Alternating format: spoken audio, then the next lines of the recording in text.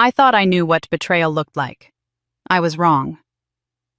My name is Sarah, and for 34 years I believed my parents simply preferred my younger sister, Jessica. I accepted being the family ATM, the forgotten daughter, the one who paid for everyone else's dreams while mine didn't matter. But 1 week before Jessica's wedding, they crossed a line I never saw coming. "Give us your villa for the wedding, or you're banned from the family forever." My father's voice was ice cold through the phone. My oceanfront villa, the one I built from nothing, my sanctuary, my greatest achievement, they wanted it as their playground. Jessica laughed in the background. She should be grateful we're even letting her exist in this family. I agreed. Just like that. "Of course you can have it." They thought they'd finally broken me. They had no idea they'd just awakened something far more dangerous. On the wedding morning, 200 guests in designer gowns and tuxedos arrived at my villa gates. The cream of California society, local politicians, news reporters, everyone Jessica wanted to impress with her perfect day. But the gates stayed locked. My family screamed my name, begging, threatening, pleading. Then the construction trucks arrived, hanging official signs. "Construction site. No entry." What happened next destroyed my family so completely that some of them are still in prison today. You see, I didn't just lock them out of my villa. I uncovered secrets that shattered everything they thought they knew about money, blood, and revenge. This is the story of how I went from family doormat to their worst nightmare, and why they never saw it coming. Stay with me. The real shocks are just beginning. My name is Sarah Michelle Thompson. I'm 34 years old, and I'm a senior software architect at one of Silicon Valley's most prestigious tech companies. By every measurable standard, my life should feel like a triumph. I've climbed from a junior developer fresh out of college to leading multi-million-dollar projects that power applications used by millions of people worldwide. My annual salary places me in the top 5% of earners in California, and I've built a career that my younger self could only dream of. But success, I've learned, doesn't automatically heal the wounds carved by a lifetime of being treated as if you don't quite belong in your own family. Standing on the wraparound deck of my oceanfront villa in Malibu, watching the Pacific waves crash against the rocky coastline below, I can almost convince myself that none of that matters anymore. This house, my house, represents everything I've accomplished through sheer determination and countless 60-hour work weeks. The 3-bedroom Mediterranean-style villa, with its terracotta roof tiles and hand-painted ceramic accents, took me 2 years to find and another year to renovate exactly to my specifications. Every morning when I wake up to the sound of seagulls and ocean breeze flowing through the custom French doors, I'm reminded that I built this life entirely on my own terms. The villa sits on nearly an acre of prime coastal real estate, complete with an infinity pool that seems to pour directly into the horizon, a professionally landscaped garden filled with native California plants, and a wine cellar that I've carefully curated over the past 5 years. It's not just a house. It's my sanctuary, my proof that Sarah Thompson doesn't need anyone else's approval to create something beautiful and meaningful. Yet even here in this space that belongs entirely to me, I can't escape the familiar ache that accompanies every family gathering, every holiday, every milestone celebration, where the pattern repeats itself with clockwork precision. My parents, Robert and Patricia Thompson, have perfected the art of making me feel like a stranger at my own family's table. They've been doing it for so long that I sometimes wonder if they even realize they're doing it anymore, or if treating me as an afterthought has simply become their default setting. The dynamic established itself early and never wavered. While my younger sister Jessica was celebrated for every minor achievement, making the junior varsity cheerleading squad, getting a C+ on a test she'd previously failed choosing a college major, my accomplishments were met with polite nods and immediate subject changes. When I graduated summa cum laude with a computer science degree from Stanford, the family dinner conversation focused on Jessica's decision to switch her major from communications to art history. When I received my first major promotion and salary increase, my parents spent the evening discussing Jessica's latest boyfriend and whether he might be the one. It wasn't malicious, exactly. It was something more insidious, a complete inability to see me as worthy of the same attention, pride, and celebration they showered on Jessica without question. I became the family's reliable background character, the one who could be counted on to send money when Dad's small business hit rough patches to pay for Mom's medical bills, when insurance fell short to cover Jessica's credit card debt, when her part-time retail job couldn't keep up with her shopping habits. And I did it all willingly, desperately hoping that eventually my generosity would earn me a place at the table that felt genuine rather than obligatory. Jessica, meanwhile, grew up beautiful, charming, and completely accustomed to being the center of attention wherever she went. At 29, she still lives in our parents' guest house, works sporadically as a part-time social media coordinator for a local boutique, and has never paid her own rent, car insurance, or phone bill. She's never had to. Why would she, when the family had already established that Jessica's comfort and happiness were everyone's primary concern, and that Sarah's role was to provide the financial stability that made Jessica's carefree lifestyle possible? The irony isn't lost on me that I've achieved everything my parents claimed they wanted for their daughters: financial independence, professional success, home ownership in one of the most expensive markets in the country. Yet Jessica remains their obvious favorite, despite having achieved none of those things. It's taught me that love, at least in my family, isn't earned through accomplishment or reliability. It's simply bestowed arbitrarily and absolutely, and apparently I wasn't chosen to receive it. Standing here now, watching the sunset paint the sky in shades of amber and rose, I feel a familiar mixture of gratitude for what I've built and sadness for what I've never had. This villa represents my independence, my success, and my ability to create beauty and peace in my own life. It's my greatest achievement and my favorite retreat from a world that often feels indifferent to my efforts. I had no idea that this very villa would soon become a battlefield soaked in family tears. The memories of that favoritism run so deep that even now, surrounded by all the success I've built, certain dates on the calendar still make my chest tighten with that old familiar ache. My 21st birthday stands out as particularly painful, not because anything dramatic happened, but because nothing happened at all. I had graduated early from Stanford just 2 months before, landed my first software development job, and moved into my own apartment for the first time. I thought surely this milestone birthday, combined with my recent achievements, would warrant some acknowledgement from my family. I spent the entire day waiting for a phone call that never came. By evening, I finally called home myself, hoping maybe they had planned a surprise or simply gotten busy with their own lives. Mom answered on the 4th ring, sounding distracted.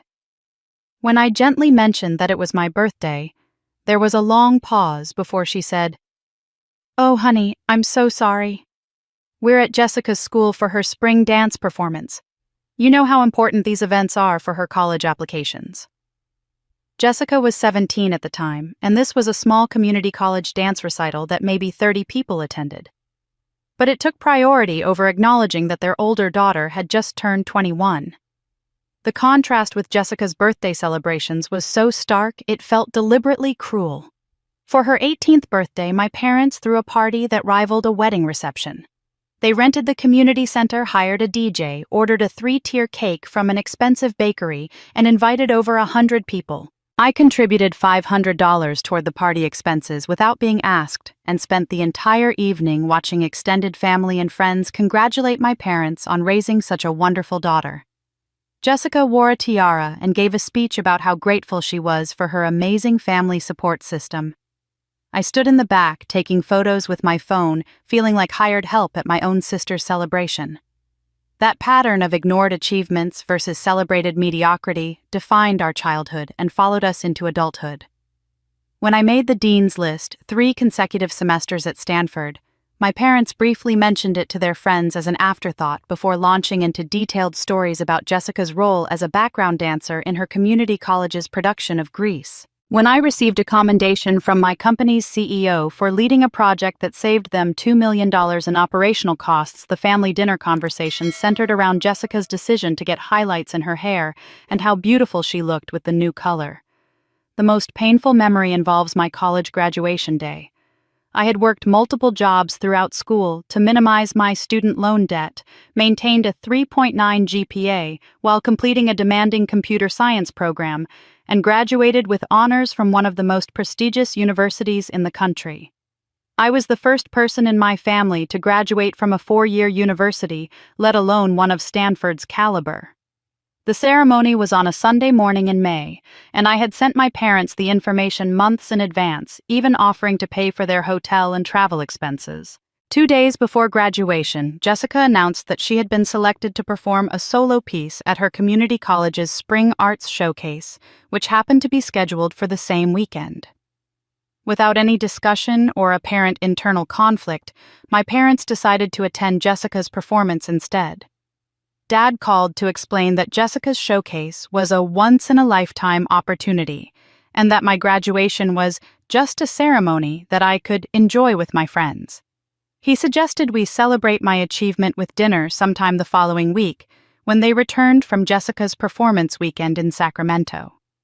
I sat alone in that vast stadium watching thousands of other graduates celebrate with their families, taking pictures with proud parents, sharing tears of joy and accomplishment. My roommate's mother took a photo of me receiving my diploma, and later that evening her family invited me to their celebration dinner because they couldn't bear the thought of me spending such an important day alone.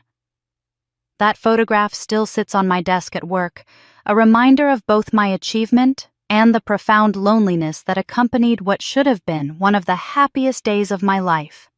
The pattern extended to every milestone in my career. When I received my first major promotion to senior developer, Jessica had just started dating someone new, and the family conversation revolved around whether this boyfriend had serious potential.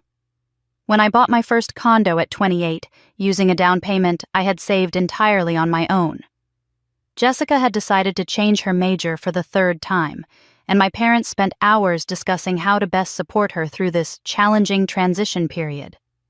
Meanwhile, I became the family's reliable financial resource. When Dad's small accounting firm lost a major client and struggled to make payroll, I quietly transferred money to help bridge the gap. When Mom needed dental work that insurance wouldn't cover, I paid the entire bill without being asked. When Jessica's car broke down, I bought her a reliable used vehicle that she still drives today. Each time my assistance was accepted with casual gratitude, as if my ability to help was simply a natural resource they could tap whenever needed. The most crushing realization came during Jessica's 25th birthday party, which my parents organized with the same elaborate attention they had always lavished on her celebrations. I had just purchased my villa, the culmination of years of careful saving and career advancement. When I mentioned the house purchase to a cousin hoping someone might acknowledge this major life achievement, my aunt responded with polite interest before immediately turning to compliment Jessica on her new haircut. Later that evening, I overheard my parents telling friends about Jessica's artistic vision and creative spirit, describing her part-time retail work as if she were curating museum exhibitions. Sitting in my car after that party, I finally understood that nothing I accomplished would ever earn me the unconditional pride and attention that Jessica received simply for existing. The favoritism wasn't based on achievement, effort, or even potential. It was absolute and inexplicable, carved in stone, before either of us had the chance to prove ourselves worthy or unworthy of love. But I never expected that this favoritism was just the beginning of a much deeper wound. That deeper wound revealed itself on a Tuesday evening in March, exactly 1 week before Jessica's wedding to her fiancé, Michael Rodriguez. I was in my home office reviewing code for a critical product launch when my phone rang with Dad's contact information lighting up the screen.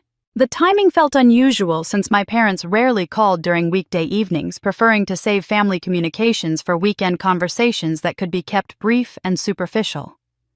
Dad's voice carried an edge I hadn't heard before, a combination of determination and barely concealed irritation that made me immediately sit up straighter in my chair. "Sarah, "We need to talk about Jessica's wedding." He began without any preliminary pleasantries or inquiry about my well-being. "There's been a situation with the venue, and we need you to step up for your sister like family should." The venue situation, as he explained it, involved a last-minute cancellation due to a plumbing emergency that had flooded the reception hall Jessica had booked 18 months earlier. According to Dad, the venue couldn't be repaired in time, their deposit was non-refundable, and they had no backup plan for hosting 200 guests in 6 days. As he spoke, I could hear the familiar expectation in his voice, the assumption that I would automatically provide whatever solution the family needed without question or hesitation. "We need to use your villa for the ceremony and reception," he stated, not asked. "It's the perfect size, the ocean view will be beautiful for photos, and Jessica has always dreamed of a beachfront wedding. You can stay somewhere else for the weekend, maybe get a hotel room in town. The family will handle all the setup and cleanup, so you won't need to worry about any of the details." Before I could respond, Mom's voice joined the conversation as Dad switched to speakerphone. "Honey, this is Jessica's special day." She added, her tone carrying that particular blend of guilt and manipulation that had been perfected over decades of family interactions. "She's been planning this wedding for 2 years, and everything needs to be perfect. You understand how important this is, don't you? Family supports family during these crucial moments." Then Jessica's voice cut through the background, sharp and dismissive, in a way that immediately transported me back to childhood moments when she had demanded my toys, my space, or my time with casual entitlement. "Sarah better not make this difficult," she said loud enough for me to hear clearly. "She should be grateful we're even including her in the wedding after how weird and antisocial she's been lately. Honestly, letting us use her house is the least she can do to contribute something meaningful to this family." The word contribute hit me like a physical blow. After years of financial support, after paying for countless family emergencies, after consistently prioritizing their needs over my own comfort and security, Jessica still viewed me as someone who hadn't contributed meaningfully to the family. The casual cruelty of her assessment took my breath away, but it was Dad's response that truly shocked me. "If you can't do this for your sister Sarah, then maybe you shouldn't be part of the wedding at all," he said, his voice cold and final. "We've already sent the invitations, made all the arrangements, and told everyone about the beautiful ocean setting. Jessica deserves to have her perfect day, and if you're not willing to help make that happen, then perhaps it's better if you just stay away entirely. We can't have negative energy affecting such an important celebration." The ultimatum hung in the air between us, as clear and brutal as anything my parents had ever said to me. Provide your home for Jessica's convenience, or be banished from the family celebration entirely. Accept your role as the family's resource to be utilized when needed, or forfeit your place at the table altogether. The choice they made clear was entirely mine, but only one option would be acceptable to them. My first instinct was to refuse immediately. The villa was my sanctuary, my private space, my most precious possession. The thought of strangers trampling through my carefully curated home of Jessica, treating my personal haven as her temporary playground, felt like a violation I couldn't tolerate. I opened my mouth to tell them no, to explain that they were asking too much, that surely they could find another solution that didn't require sacrificing my comfort and privacy. But before I could speak, Dad continued talking to someone else in the room, apparently forgetting that the call was still connected. His voice became more distant as he turned away from the phone, but the words came through clearly enough to freeze me in place. "She'll agree," he said, presumably to Mom and Jessica. "Sarah always gives in eventually. She's too desperate to be included to actually stand up for herself." Jessica's laughter rang out bright and merciless. "God, it's almost pathetic how predictable she is. Watch, she'll probably even offer to pay for part of the catering or something. She's so desperate to buy her way into being loved by this family." Mom's voice joined in, quieter but equally cutting. "Well, at least she's useful for something. Heaven knows she's never contributed anything else meaningful to family gatherings. Always standing in the corner with that awkward smile, never knowing how to fit in properly. The best part," Jessica continued, her voice gaining momentum with excitement, is that after the wedding, we won't have to deal with her anymore. Michael and I are moving to his family's estate in Napa. You two are planning to downsize and travel, and Sarah will finally get the hint that she doesn't really belong in our family dynamic. This wedding could be the perfect way to transition her out of our lives completely. Dad's voice carried approval and relief. That would solve a lot of problems. She's always been so intense about family inclusion, always trying so hard to insert herself into conversations and celebrations where she doesn't quite fit. It would be easier for everyone if she just naturally faded into the background of our lives. The three of them continued discussing my eventual exclusion with the casual efficiency of people planning a grocery list, weighing the benefits of my gradual disappearance against the temporary usefulness of my villa and financial resources. They spoke about me as if I were a problematic acquaintance they needed to politely distance themselves from, not a daughter and sister who had spent 34 years desperately trying to earn their love and acceptance. In that exact moment, I decided I would tell them yes. I cleared my throat deliberately loud enough to interrupt their conversation and remind them that I was still on the line. The sudden silence that followed told me everything I needed to know about their awareness of what I had just overheard.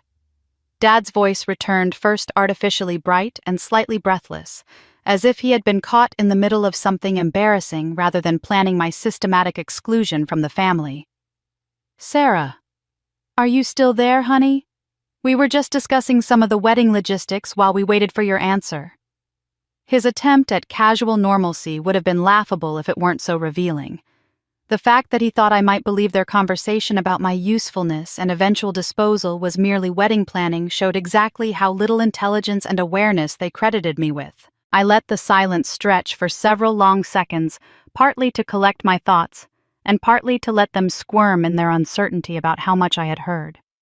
When I finally spoke, my voice was calm and measured, carrying none of the hurt or anger that was currently burning through my chest like acid. "Of course I'll let Jessica use the villa for her wedding," I said, infusing my tone with exactly the kind of eager-to-please accommodation they had come to expect from me over the years. I should have offered immediately, "Family comes first, and Jessica deserves to have her perfect day in a perfect setting."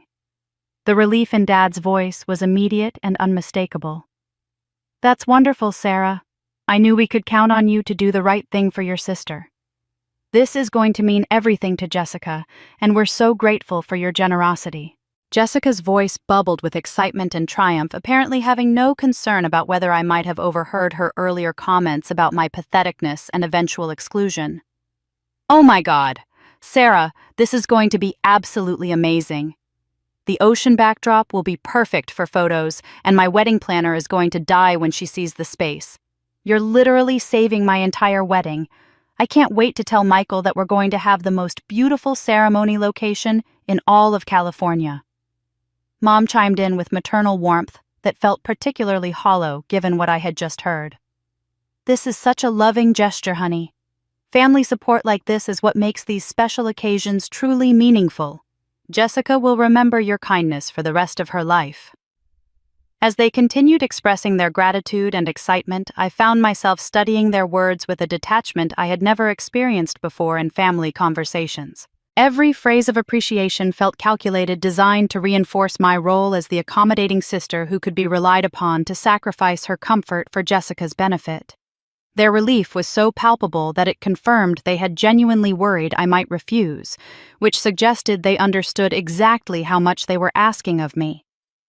"I'll need to make arrangements to stay elsewhere for the weekend," I said, maintaining my helpful, compliant tone while my mind began working through possibilities and logistics that had nothing to do with finding myself a hotel room. "And I assume you'll want access to the property a day or two early for setup and decorating." "That would be perfect," Dad responded immediately.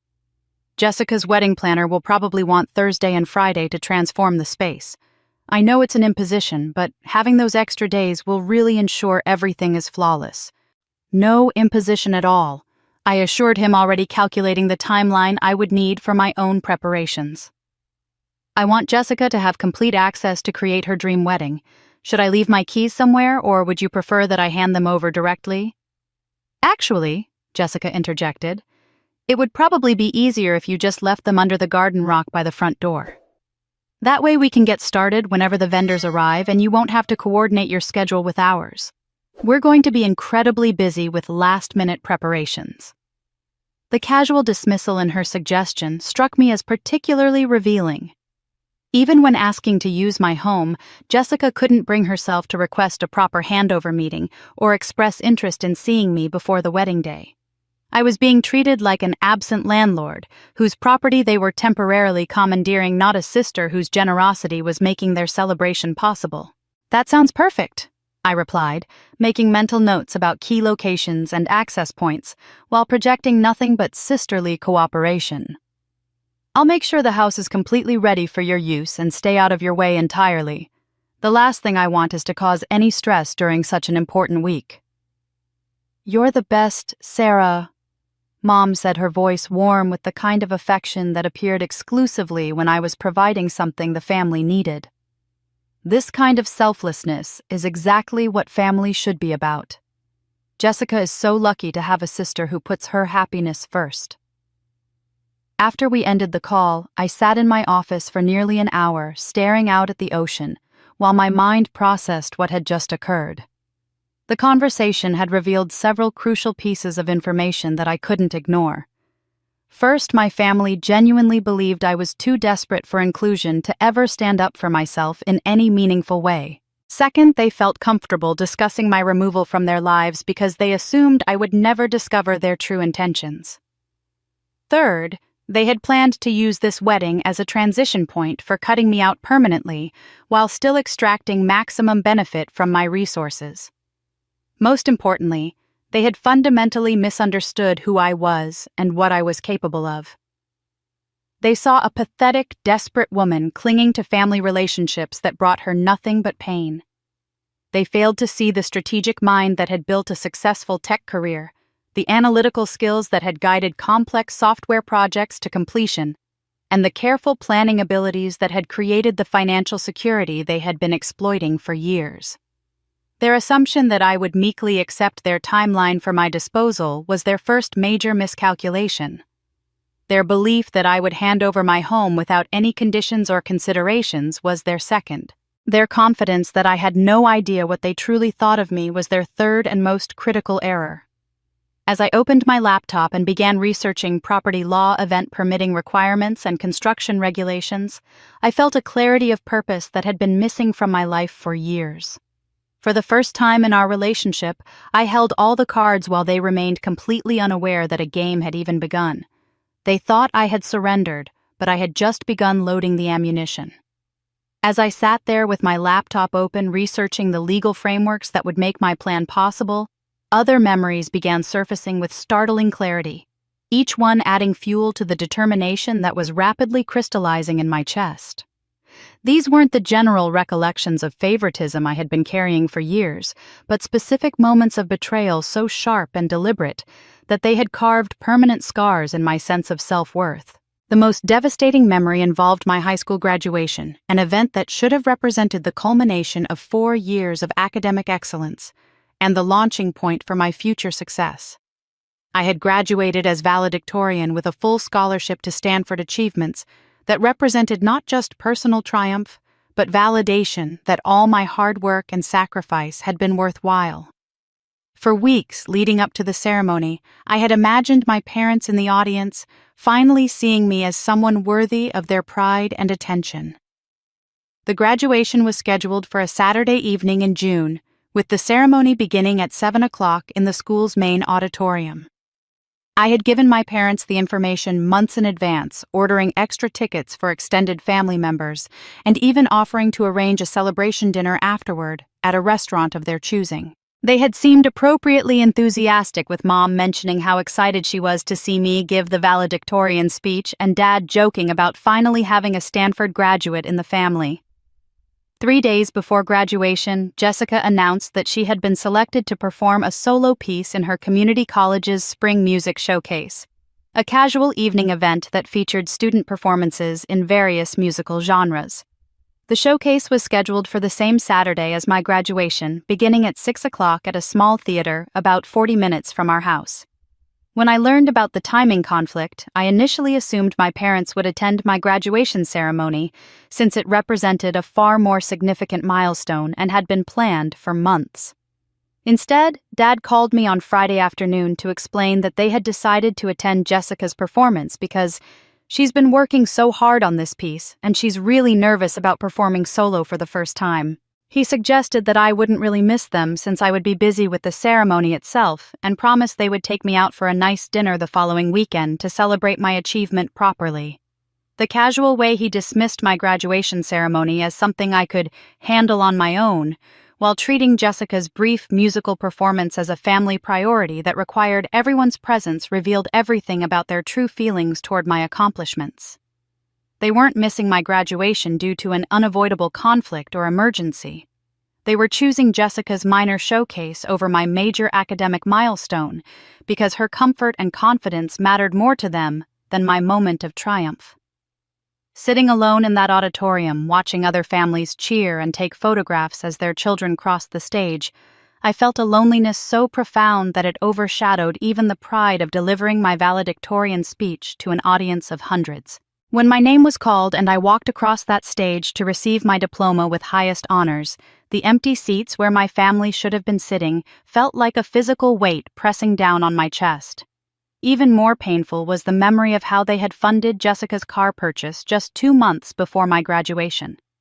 I had been carefully saving money from my part-time job at a local bookstore, adding every paycheck to the college fund I had been building since my sophomore year.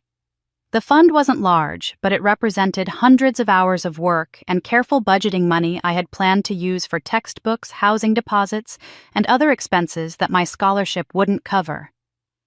When Jessica turned 17, she decided she needed her own car, rather than continuing to share Mom's sedan. Instead of encouraging her to get a job and save money like I had done, or helping her find a reliable used vehicle within a reasonable budget, my parents decided she deserved something special for her birthday.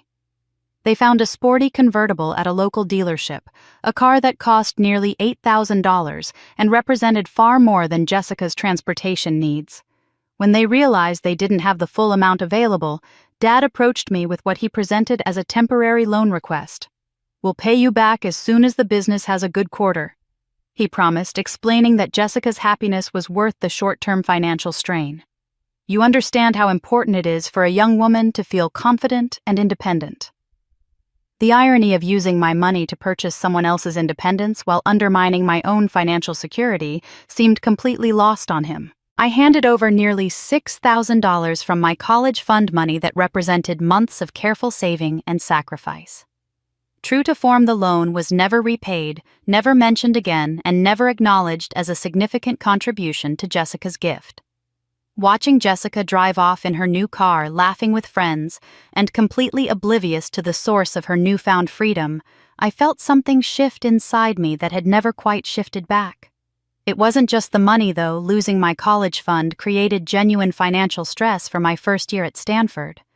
It was the realization that my parents could take something I had worked so hard to build and give it to Jessica, without any apparent consideration for how that transfer would affect my life or future. These memories, along with dozens of others that followed the same pattern of sacrifice and dismissal, had taught me that my role in the family was fundamentally different from Jessica's. She was the beloved daughter whose needs and wants took priority over practical considerations or fairness. I was the reliable resource whose contributions enabled Jessica's comfort, while my own struggles remained invisible and unaddressed. For years, I had accepted this dynamic because I believed that eventually my dedication and generosity would earn me the kind of unconditional love and support that Jessica received effortlessly. I had convinced myself that my parents' favoritism was temporary, that they would eventually recognize my worth and treat me as an equal member of the family, rather than a convenient solution to their financial problems. But their conversation about my eventual disposal had shattered that last hope completely. They didn't see me as a daughter who deserved better treatment. They saw me as a problem to be managed and eventually eliminated. The realization that they had been planning my exclusion while continuing to exploit my resources felt like the ultimate betrayal, one that demanded a response proportional to the years of damage they had inflicted. If they once treated me as invisible, now I would force the whole world to see them. The transformation from victim to strategist required a methodical approach that drew on every skill I had developed during my years in the tech industry. Just as I approached complex software projects by breaking them down into manageable components and identifying potential failure points, I began dissecting my family's assumptions and vulnerabilities with the same systematic precision that had made my career successful.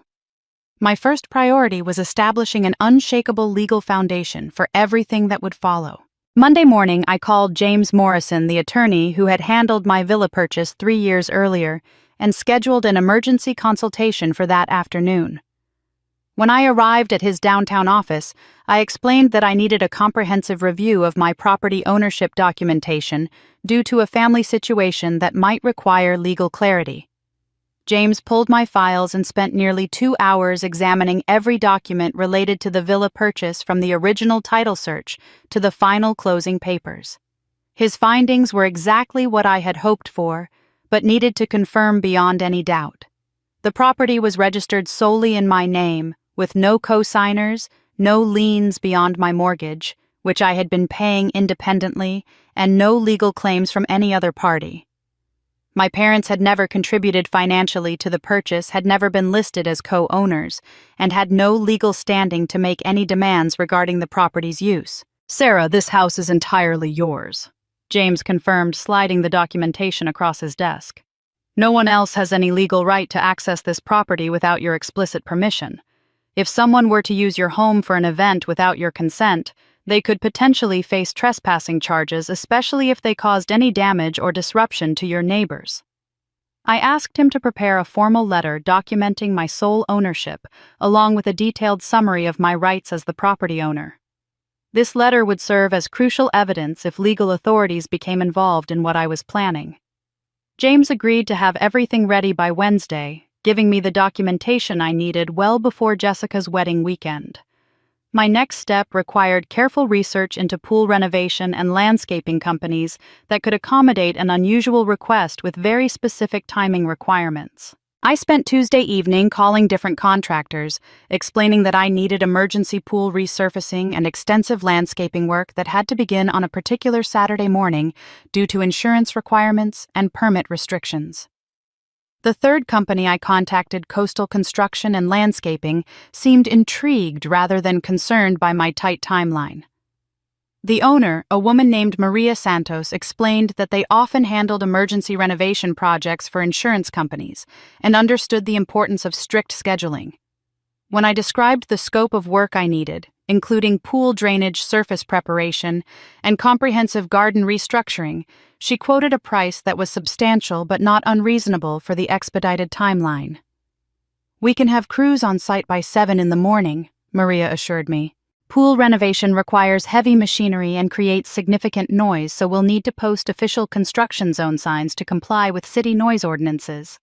The work area will need to be completely secured to prevent liability issues." I authorized the full project immediately, providing a substantial deposit and signing contracts that specified the exact start date and time.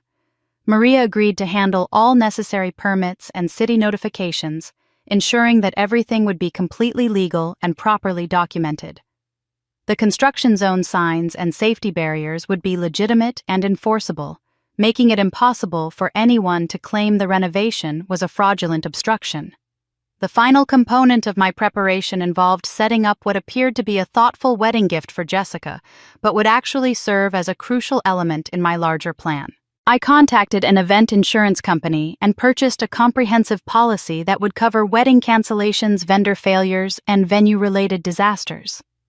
The policy was expensive, but it included coverage for situations where venues became unavailable due to construction plumbing failures or other property emergencies. When I filled out the application, I listed Jessica as the primary beneficiary and event organizer, explaining that I was purchasing the insurance as a surprise wedding gift to protect her celebration against unforeseen circumstances. The insurance representative seemed charmed by my sisterly thoughtfulness and expedited the policy approval process.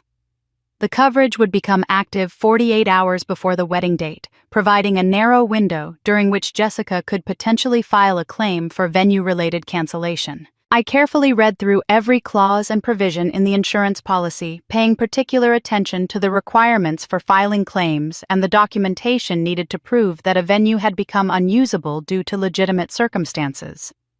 Pool renovation qualified as a covered reason for venue unavailability, especially when supported by proper permits and construction contracts. If Jessica chose to file a claim, she would need to provide evidence that the venue cancellation was due to circumstances beyond her control, which my legitimate renovation project would satisfy completely.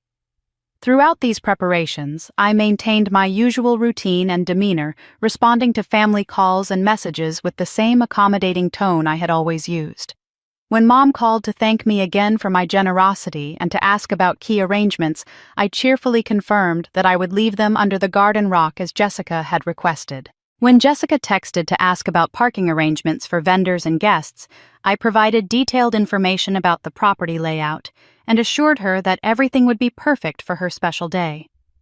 The contrast between my public cooperation and my private preparations created a strange sense of duality in my daily life. During work hours, I functioned normally, attending meetings and managing projects, while my colleagues remained completely unaware of the personal drama I was orchestrating.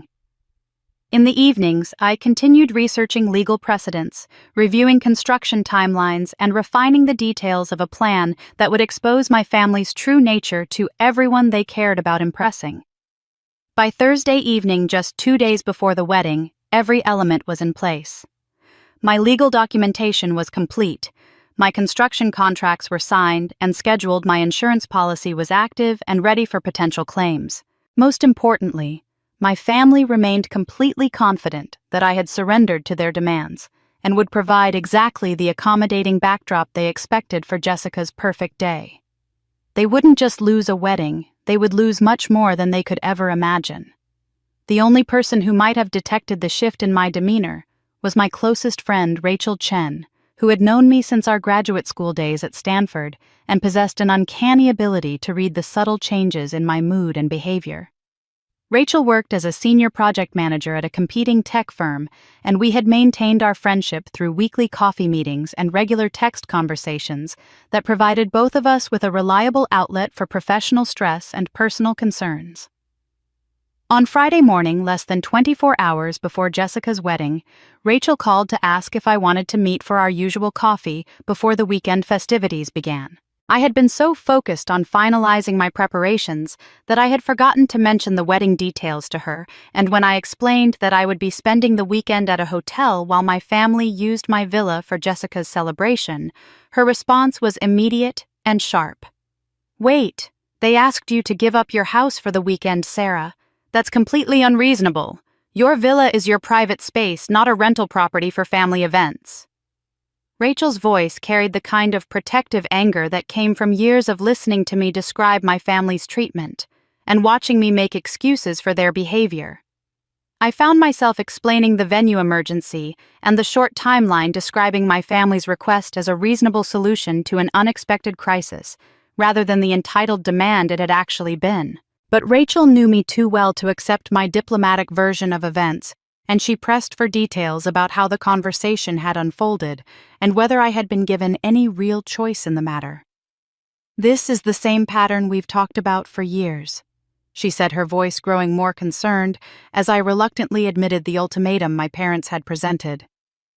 "They create a crisis demand that you solve it with your resources and then act like you should be grateful for the opportunity to help them. Sarah, when are you going to stop letting them treat you like their personal emergency fund?" Her words struck closer to the truth than I was comfortable acknowledging, but they also revealed how little she understood about what I was actually planning. Rachel saw me as the perpetual victim in my family dynamic, someone who needed encouragement to stand up for herself, but lacked the courage or strategy to actually change her circumstances. She had no idea that I had moved far beyond the passive acceptance she was urging me to abandon. When we met for coffee that afternoon at our usual cafe near the marina, Rachel studied my face with the intense scrutiny she normally reserved for analyzing project timelines and budget projections. "You look different," she said, settling into her chair with her usual directness. There's something in your expression that I haven't seen before. Are you actually okay with this wedding situation, or are you planning something? The question caught me off guard both because of her perceptiveness and because I realized I had been looking forward to having someone witness what I was about to accomplish. For weeks, I had been operating in complete isolation, planning and preparing without anyone to share my anticipation or validate my strategy. Rachel's suspicion felt like an opportunity to test my resolve and perhaps gain an ally in what I was about to do. I'm not planning anything destructive, I said, carefully choosing my words to be technically accurate while avoiding any details that might alarm her. I'm just ensuring that everyone involved gets exactly what they deserve based on how they've chosen to treat other people. Rachel's expression shifted from concern to something approaching alarm. Sarah, that sounds like you're planning some kind of revenge scheme. Whatever you're thinking about doing, please reconsider. Your family has treated you poorly, but destroying their wedding isn't going to heal those wounds or improve your relationship with them. Her assumption that I wanted to heal my relationship with my family revealed how much she still misunderstood my current emotional state. The Sarah who had spent years trying to earn her parents' love and acceptance was gone, replaced by someone who had finally acknowledged that some relationships were beyond repair, and that justice sometimes required consequences rather than forgiveness. I'm not seeking revenge, I told her, allowing a small smile to play at the corners of my mouth. I'm simply balancing the scales of justice.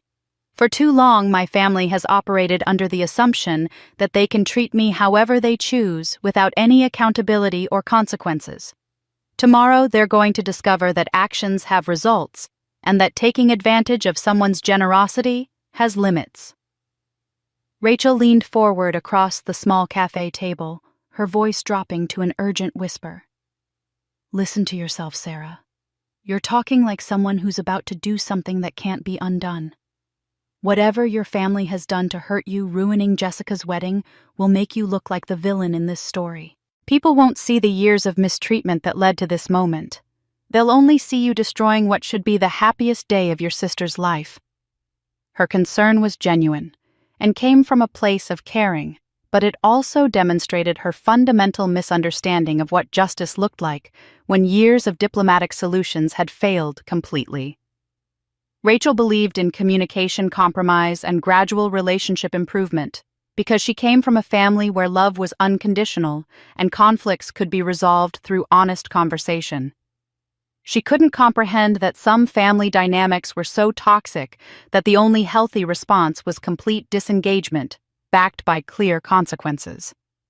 Rachel, I appreciate your concern, but you don't understand the full scope of what's been happening, I said, my voice remaining calm despite her growing agitation. This isn't about one wedding or one unreasonable request. This is about 34 years of systematic emotional and financial abuse that has been escalating rather than improving. Sometimes the most loving thing you can do for yourself is refuse to enable destructive behavior any longer. She stared at me for several long moments, clearly recognizing that something fundamental had changed in my perspective, but unable to pinpoint exactly what that transformation meant. Promise me you'll think about this one more time before you do anything irreversible, she finally said. Whatever you're planning, make sure it's something you can live with for the rest of your life. I promised her I would consider her advice, though we both understood that my mind was already made up.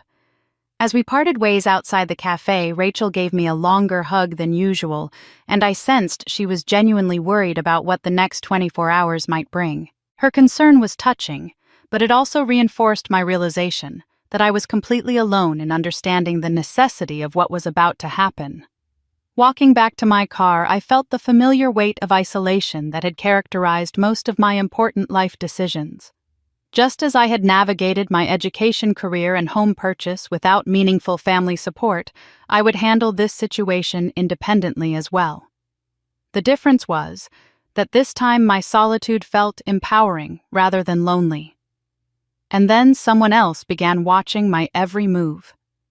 The person watching my movements turned out to be my cousin Amanda Williams, Jessica's maid of honor, and someone I had always considered one of the more reasonable members of my extended family. Amanda was 26, worked as a marketing coordinator for a small advertising firm, and had maintained what I believed was a genuine friendship with me, separate from the broader family dynamics that usually left me feeling isolated and misunderstood.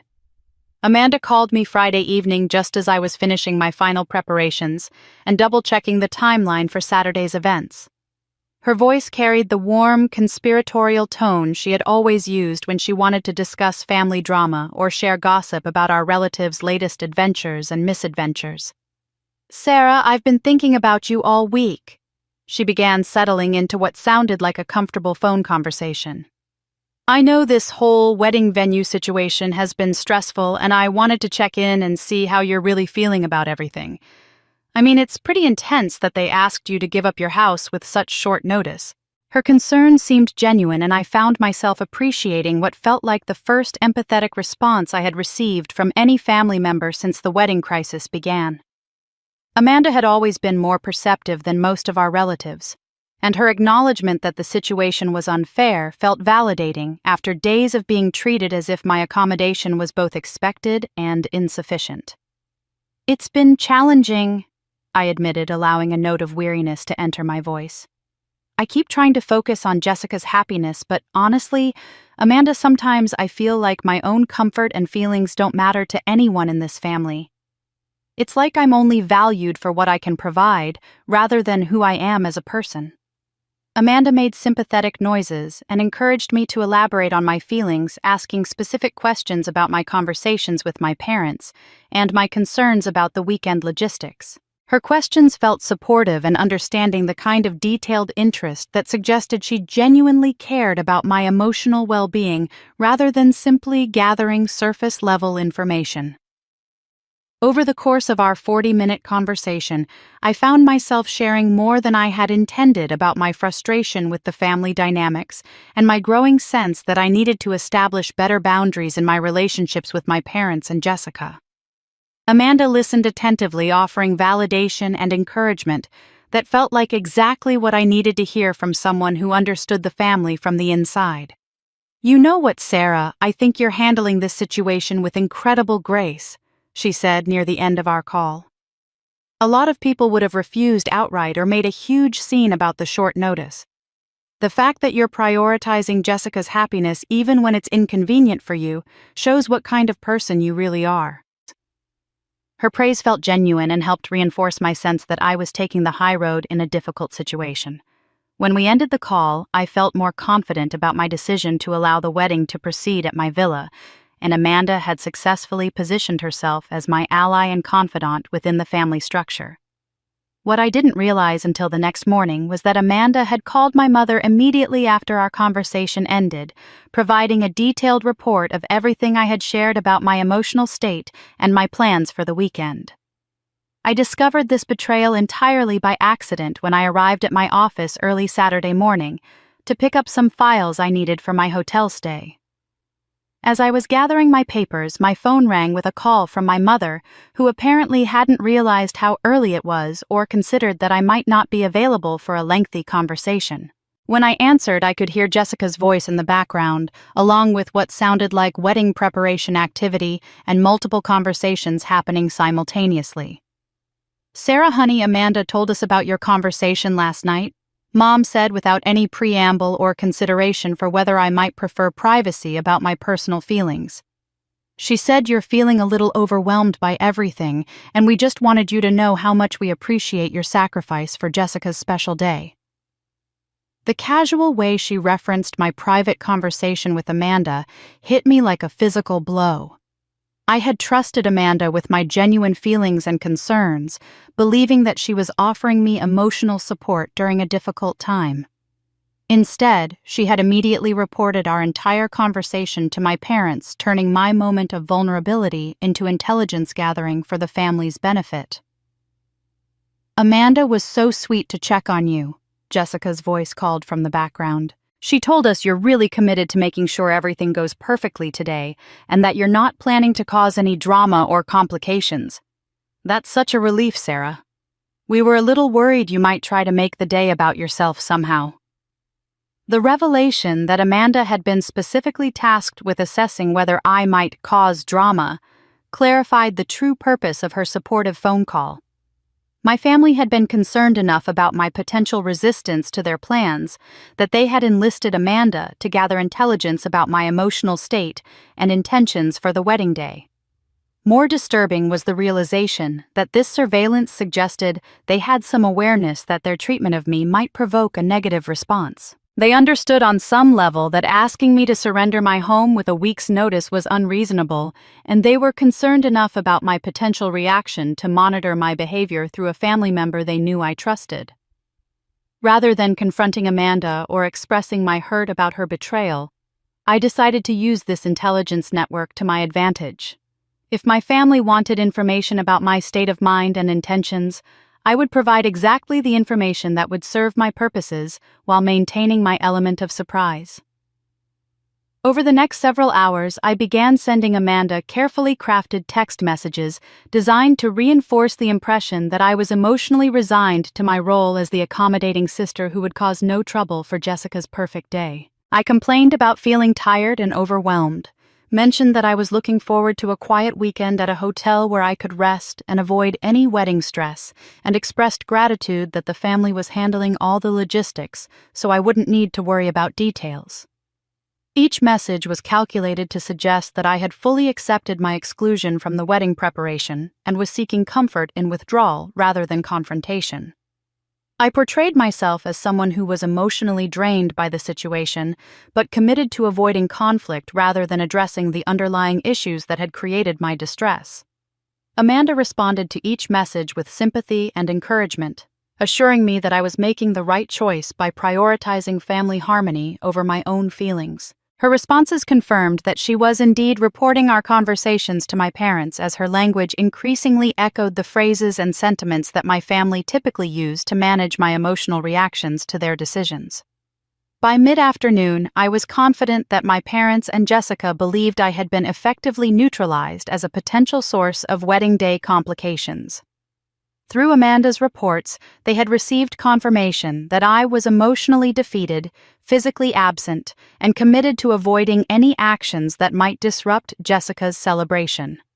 They had no idea that their own spy was leading them straight into my trap. With Amanda established as my unwitting conduit to the family's intelligence network, I began crafting a more elaborate deception designed to convince them that I was not only emotionally defeated, but also financially vulnerable, in ways that would make me completely dependent on their continued goodwill. The key was to present myself as someone whose circumstances had deteriorated to the point where I could no longer afford to challenge their decisions or risk losing their support. Saturday afternoon, as wedding preparations were reaching their peak at my villa, I called Amanda with what I presented as an urgent financial crisis that had been weighing on my mind for weeks.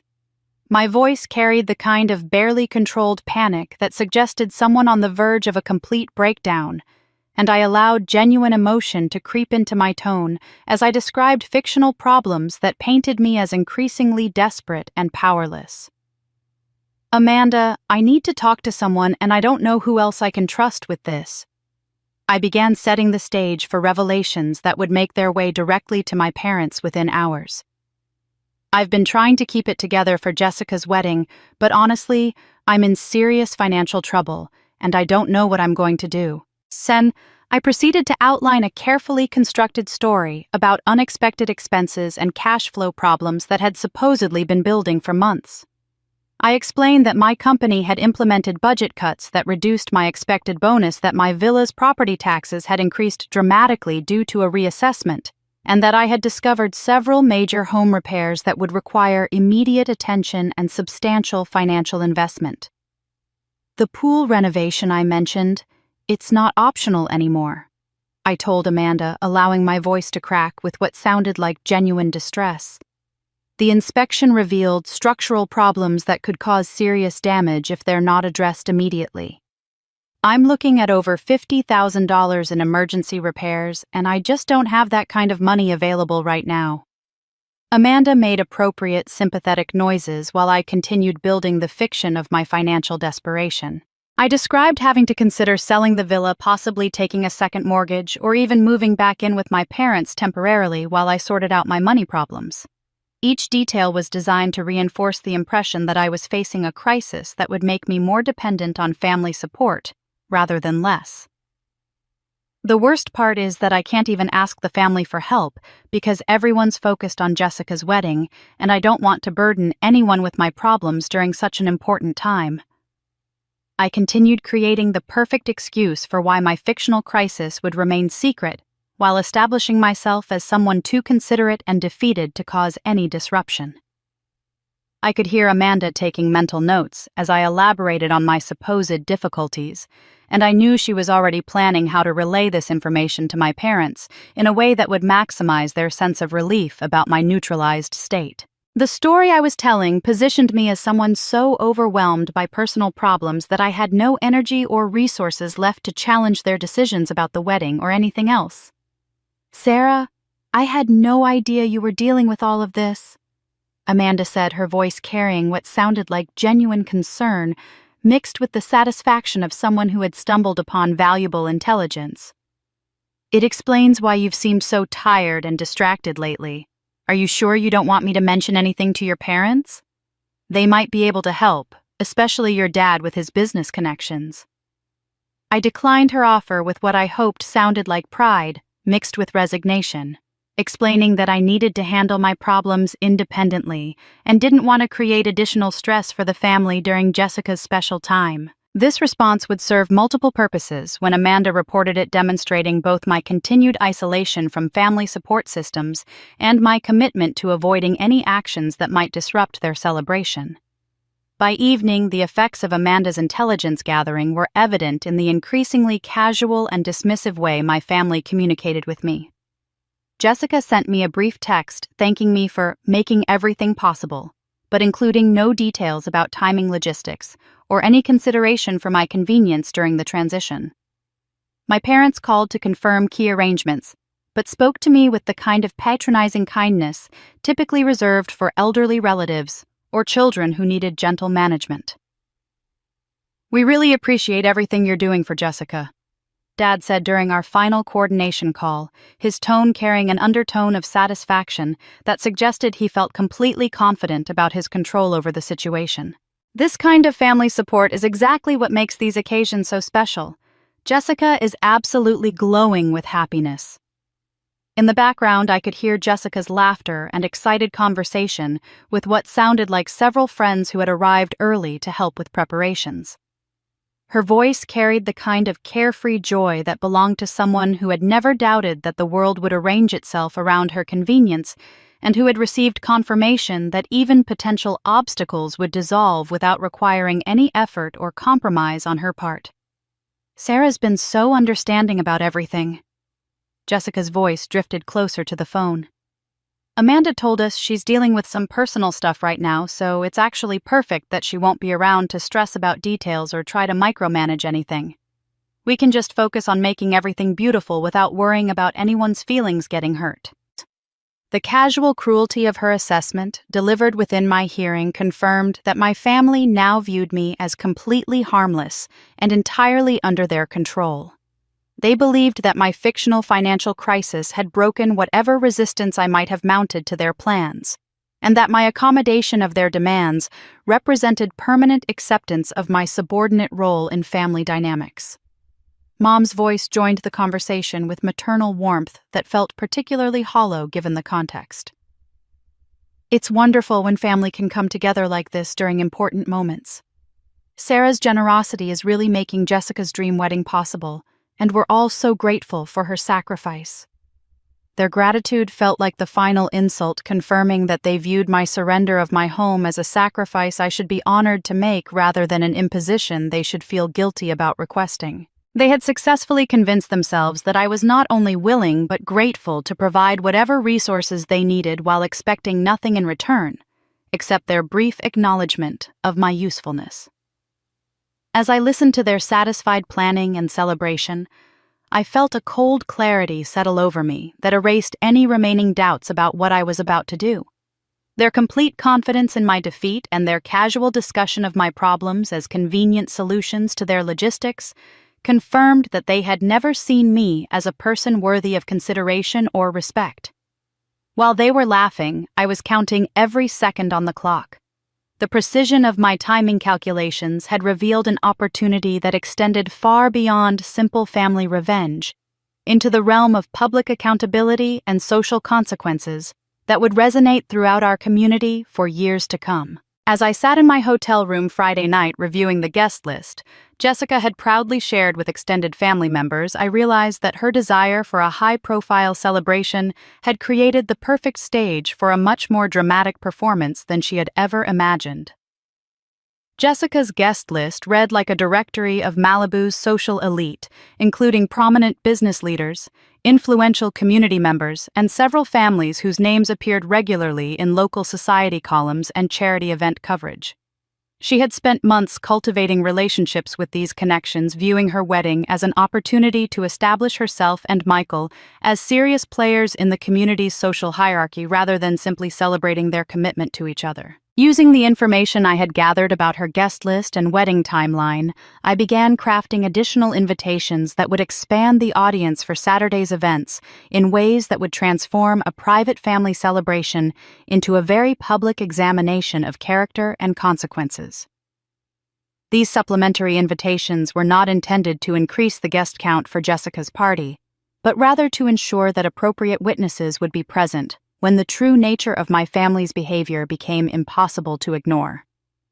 My first set of carefully worded communications went to 3 local news reporters who specialized in community interest stories and social events coverage.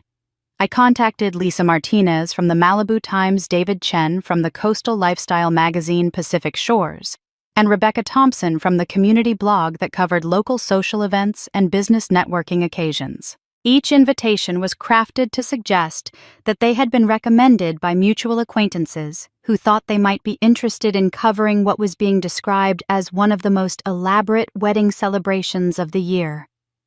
Jessica Thompson Rodriguez's oceanfront wedding promises to be a stunning celebration of love and community. I wrote providing details about the villa's prime location and the distinguished guest list that would be attending. The bride's family has spared no expense in creating what they describe as the social event of the season, featuring some of Malibu's most prominent residents and business leaders. I included enough specific details about the venue timing and expected attendees to make the event sound legitimate and newsworthy, while carefully avoiding any information that might allow them to verify their invitations directly with Jessica or her family. The journalists would arrive expecting to cover a society wedding and instead would witness something far more dramatic and socially significant. My second round of strategic invitations targeted several local political figures and community leaders whose presence would add weight and legitimacy to whatever events unfolded on Saturday. I sent carefully worded communications to City Councilwoman Margaret Foster, who had a reputation for advocating for consumer protection and ethical business practices, and to County Supervisor James Whitman, whose office frequently dealt with property disputes and family legal matters. These invitations were presented as opportunities to network with prominent community members at an exclusive social gathering with the suggestion that their presence would be welcomed by the host family, who valued their public service and community leadership. I provided enough background information about the guest list and venue to make attendance seem professionally beneficial while maintaining the same careful vagueness about verification that I had used with the media contacts. The most delicate invitation went to Detective Lieutenant Sarah Kim from the Malibu Sheriff's Department, whom I had researched through public records and community involvement databases. Detective Kim specialized in financial crimes and domestic disputes and had received several community awards for her work helping families navigate complex legal situations involving property and inheritance issues.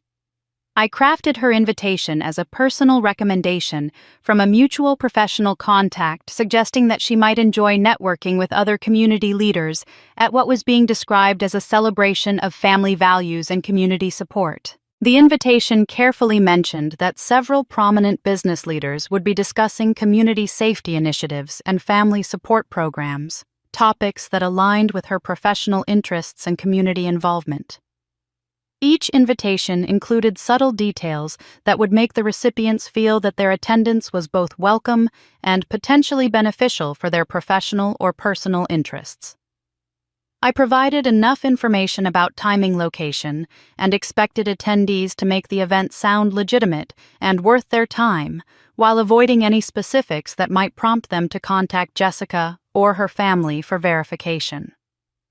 The beauty of this approach was that Jessica had been so focused on impressing her confirmed guest list that she had made no arrangements for managing unexpected arrivals or verifying invitation authenticity. Her wedding planner had been instructed to accommodate anyone who appeared to belong at such an exclusive gathering, and the assumption was that only appropriate people would have access to the venue information and timing details. Meanwhile, my family continued their preparations in complete ignorance of the expanded audience that would be witnessing Saturday's events. Jessica posted enthusiastic social media updates about her perfect wedding venue and dream celebration, while my parents shared proud comments about hosting the social event of the year at their daughter's stunning oceanfront location. Their confidence and excitement were particularly striking, given how little they understood about what kind of social event they were actually about to host. They viewed Saturday as an opportunity to showcase their family's success and social connections, never imagining that they were about to provide a very different kind of demonstration for a much more significant audience than they had planned. The irony was that Jessica had genuinely wanted her wedding to be talked about throughout the community for years to come, and my additional invitations would certainly ensure that her wish came true, though not in the way she had envisioned when she first dreamed of her perfect celebration. That day wouldn't just have wedding guests, but witnesses to justice and accountability. The final 24 hours before Jessica's wedding required a performance of helpfulness and family loyalty that tested every acting skill I had developed over 34 years of managing my family's expectations while protecting my own emotional survival. Saturday morning arrived with the kind of perfect California weather that seemed designed to mock the chaos I was about to unleash, and I drove to my villa one last time under the pretense of ensuring everything was ready for Jessica's perfect day. When I arrived at 8 in the morning, the property was already bustling with activity that felt both familiar and surreal. Jessica's wedding planner, an efficiently organized woman named Clarissa, who commanded vendors with military precision, had transformed my peaceful sanctuary into a staging ground for what she clearly viewed as the social event of her professional career. Florists were arranging elaborate bouquets throughout the garden areas, caterers were setting up preparation stations in my kitchen, and a small army of decorators was hanging lights and fabric throughout the outdoor spaces. Jessica herself was holding court near the pool area, directing traffic with the kind of confident authority that came from never doubting that everyone around her existed primarily to serve her vision. She wore a flowing white robe over her pajamas and had her hair in curlers, but her voice carried clearly across the property as she issued instructions and corrections to vendors who were working to transform my home into her fantasy wedding venue. "The flowers need to be higher on that trellis," she called to the florists, pointing at an arrangement that looked perfectly adequate to my untrained eye. "And make sure the lighting creates the right ambiance for photos. This is going to be featured in magazines, so everything has to be absolutely flawless."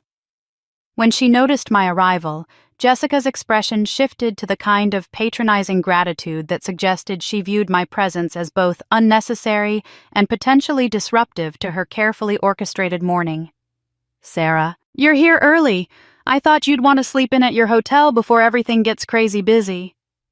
Her tone carried the clear implication that my hotel stay was not just convenient for her preparations, but preferable for everyone involved, since my presence at my own property might somehow interfere with her ability to create her perfect wedding atmosphere.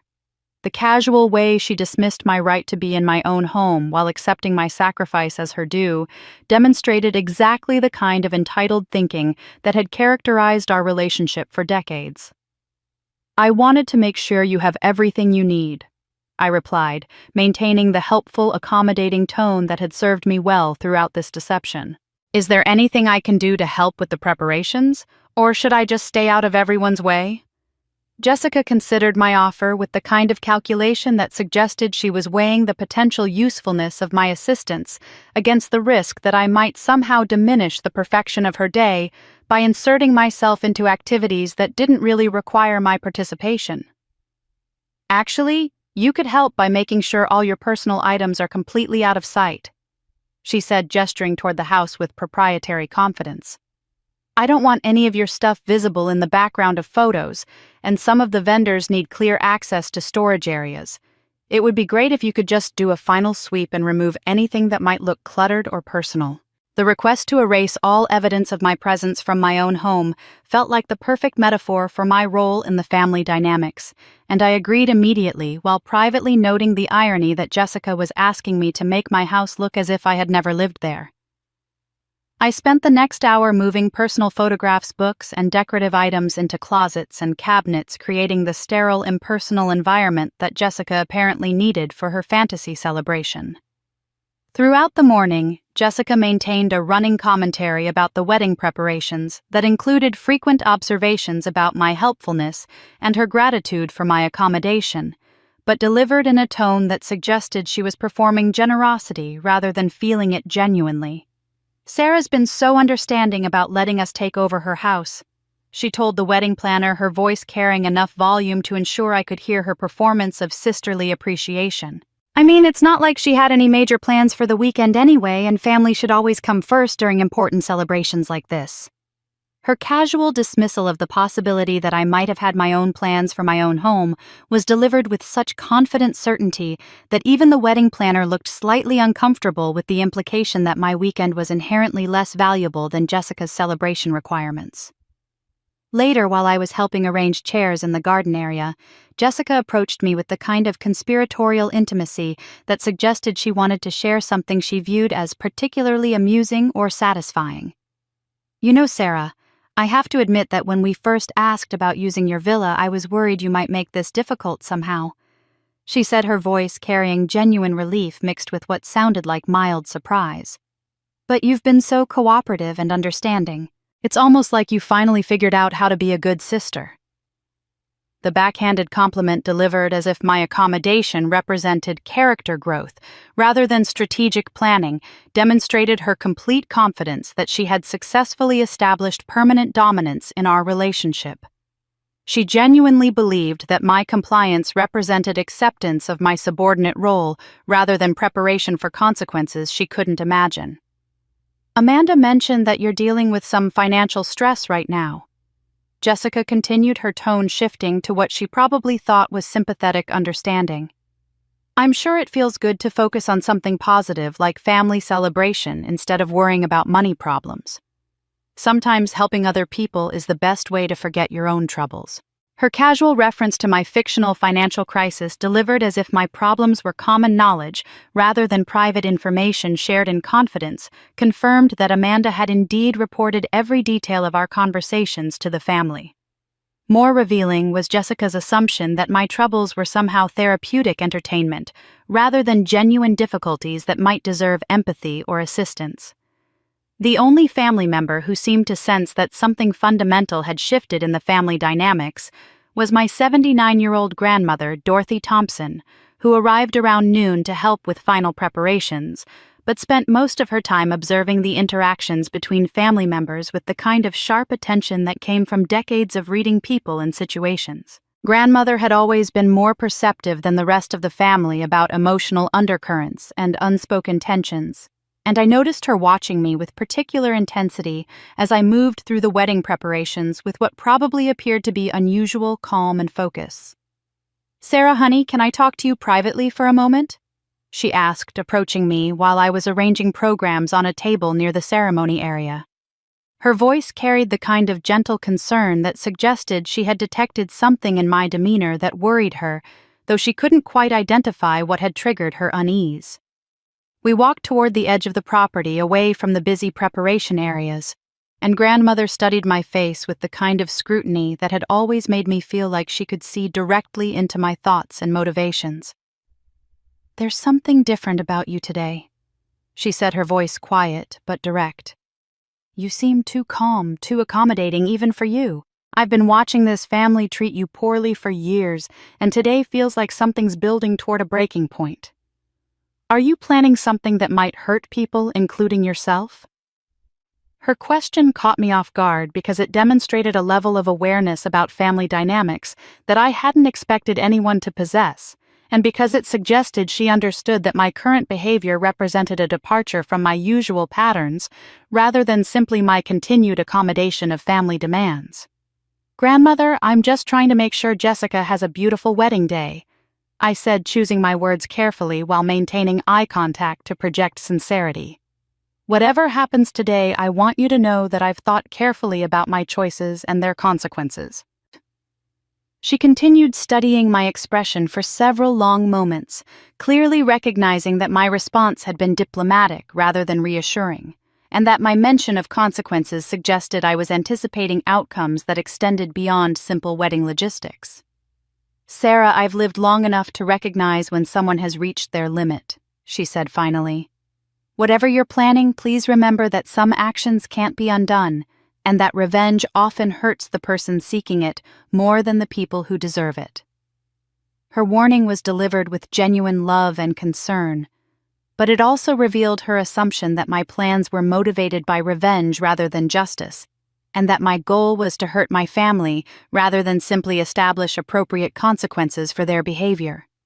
I appreciated her care, while recognizing that she couldn't understand the full scope of what they had done or the necessity of what was about to happen. I just smiled because that day had arrived.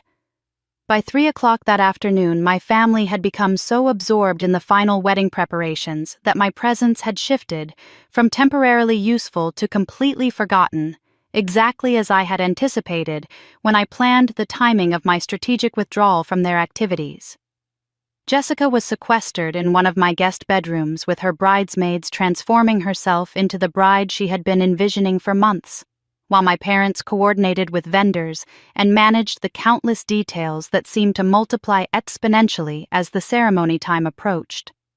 The atmosphere around the villa had reached a fever pitch of organized chaos that felt both impressive and slightly overwhelming to observe from my position as an increasingly invisible participant in my own property's transformation. Clarissa, the wedding planner, moved through the space with military efficiency, checking items off elaborate lists while directing an army of photographers, musicians, and catering staff who had arrived to create what everyone seemed confident would be a flawless celebration.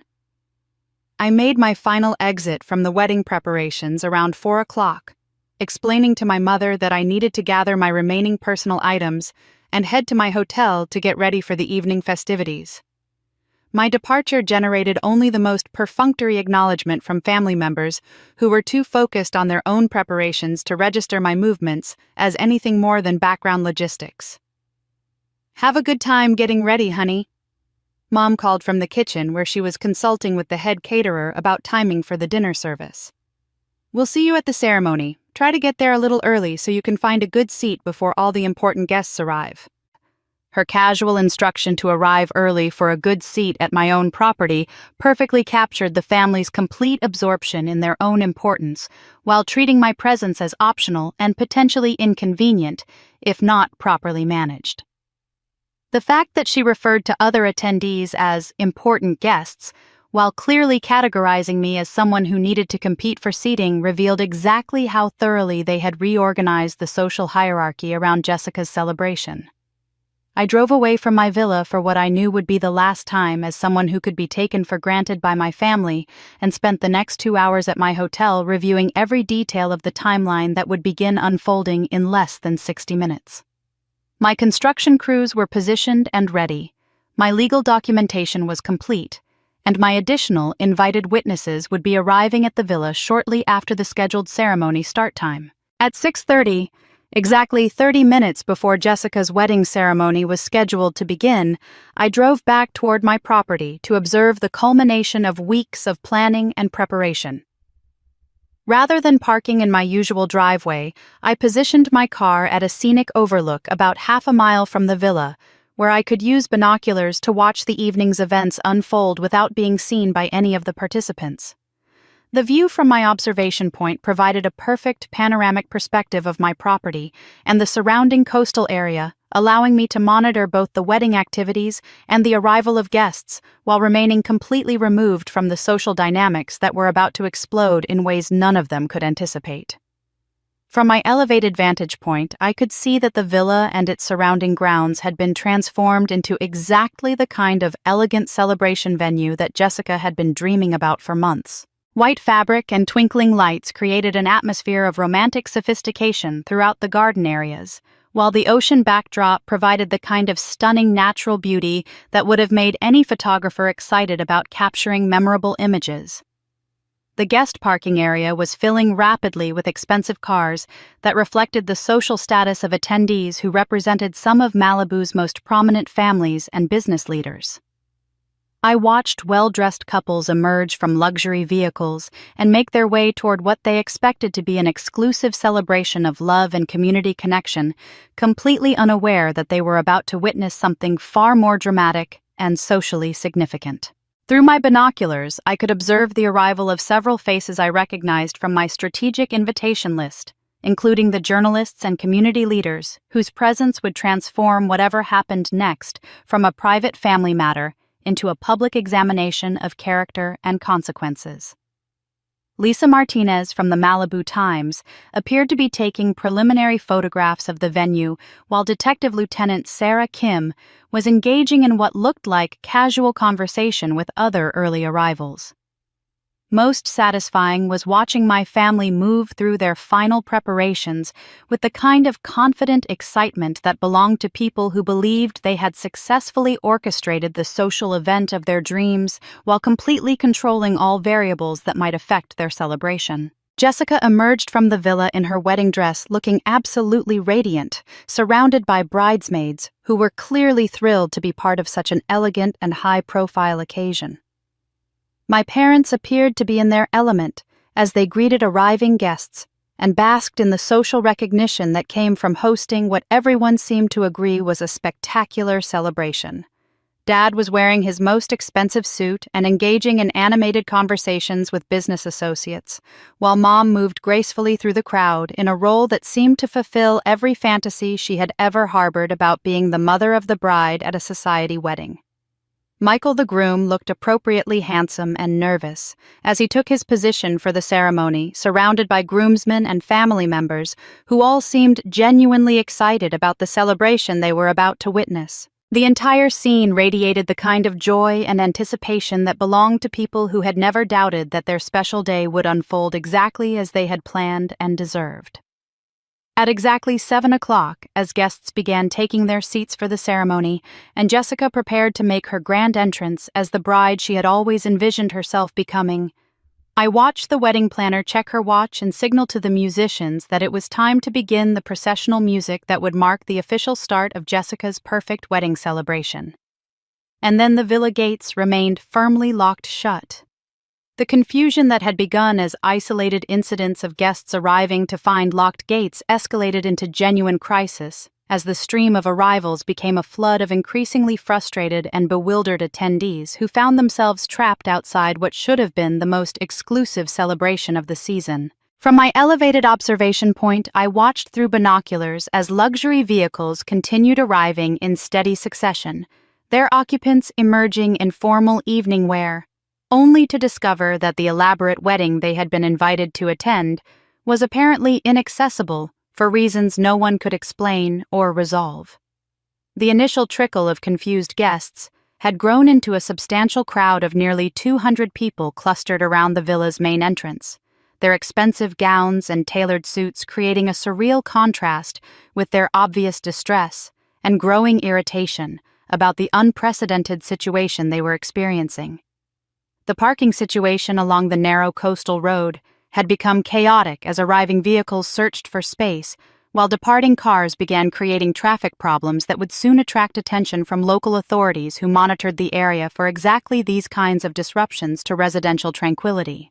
Through my binoculars, I could observe the social dynamics unfolding among guests who represented some of Malibu's most prominent families and business leaders, people who were unaccustomed to being inconvenienced or kept waiting for explanations about situations that appeared to be beyond anyone's control. The conversations I could observe through body language and facial expressions ranged from polite concern to obvious annoyance, with some guests already pulling out their phones to share their confusion on social media platforms or contact other attendees to verify that they had correct information about timing and location. The guest list that Jessica had so carefully cultivated to represent the pinnacle of local social hierarchy was now working against her in spectacular fashion, as influential community members found themselves standing outside locked gates, while wedding preparations that had been in progress for hours remained completely inaccessible to the very people who were supposed to be celebrating and witnessing the ceremony. The irony of having assembled exactly the audience Jessica had wanted to impress, only to have them witness her complete inability to manage the basic logistics of hosting them, was becoming more apparent with each passing minute. Among the growing crowd of frustrated attendees, I could identify several of the strategic additions I had made to the invitation list, including journalists and community leaders, whose presence would ensure that whatever was unfolding would be documented and discussed throughout the region long after the immediate crisis had been resolved. Lisa Martinez from the Malibu Times was already taking photographs of the locked gates and gathering crowd while other guests were sharing their bewilderment through social media posts that would soon spread far beyond the people who were physically present at the villa.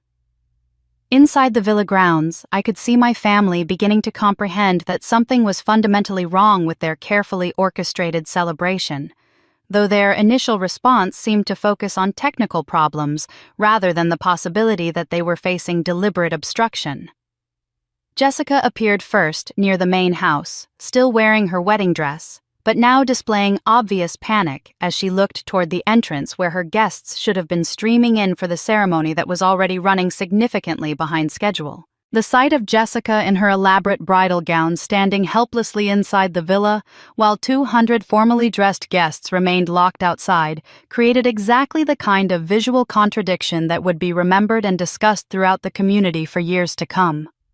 Her investment in creating the perfect wedding celebration was being undermined by circumstances that appeared to be completely beyond her control, transforming what should have been her moment of social triumph into a public relations disaster that was being documented in real time.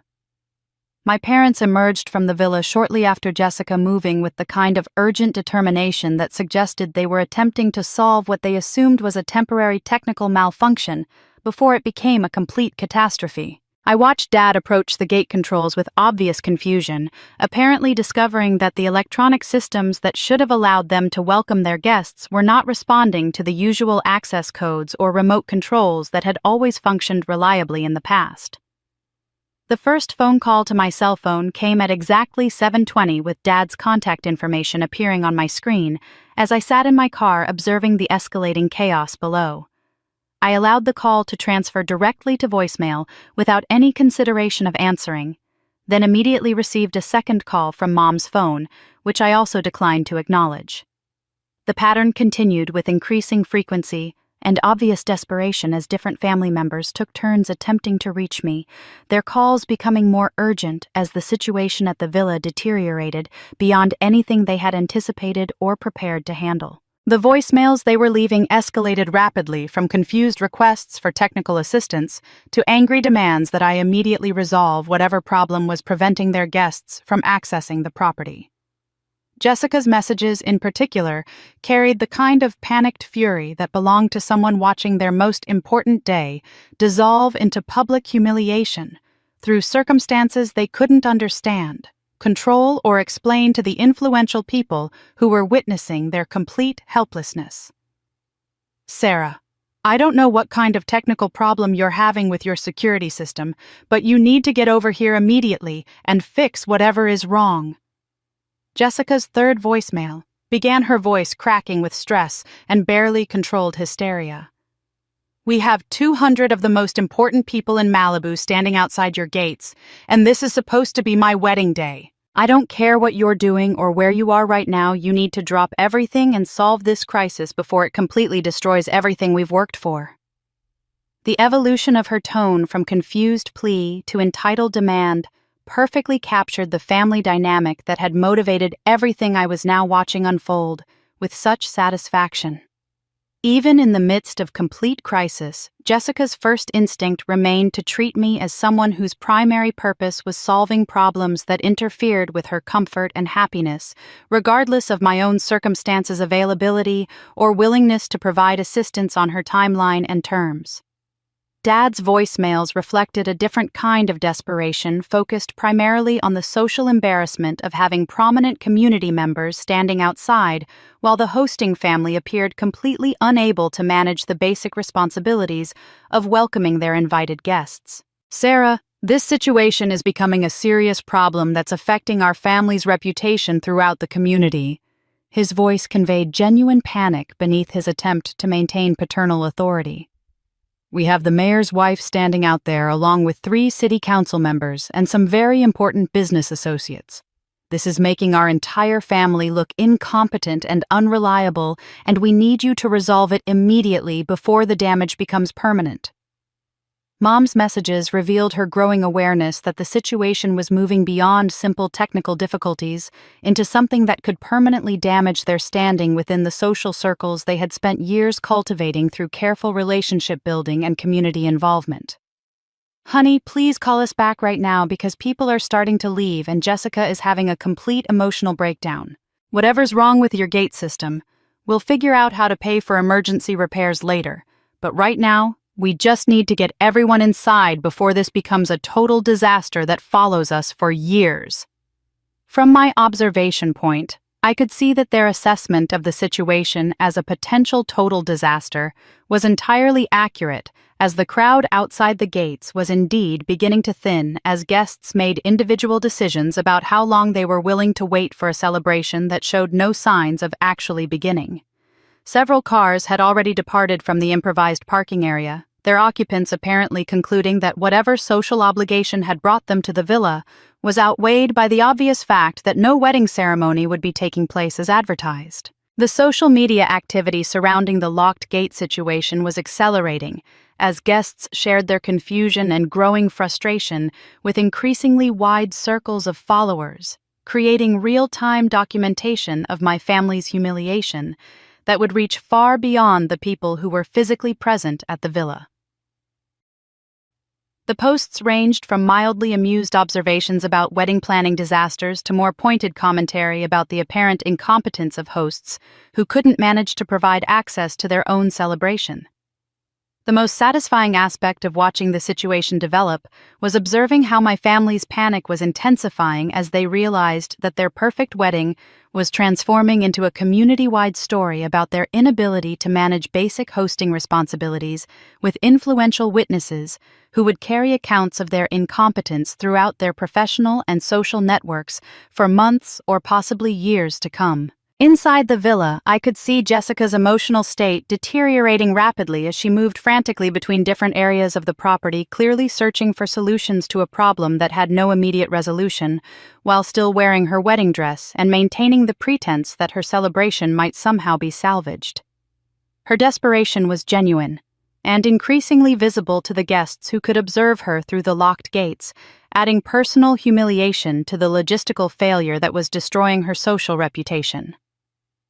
By 8 o'clock, exactly 1 hour after the ceremony should have begun, the situation had deteriorated to the point where even the most patient and socially gracious guests were expressing serious irritation about the delay and lack of communication from the hosting family. The remaining crowd outside the gates had diminished considerably as people reached their individual limits for tolerating uncertainty and inconvenience, though those who stayed were primarily the ones most likely to share detailed accounts of the unprecedented situation throughout their own social and professional networks. Then the sound of heavy construction equipment filled the air. The rumble of diesel engines that had been building in the distance suddenly became immediate and overwhelming as coastal construction and landscaping's convoy materialized around the bend in the coastal road, their arrival timed with the precision that Maria Santos had promised, when we finalized the contracts for what appeared to the gathering crowd to be an emergency renovation project requiring immediate implementation.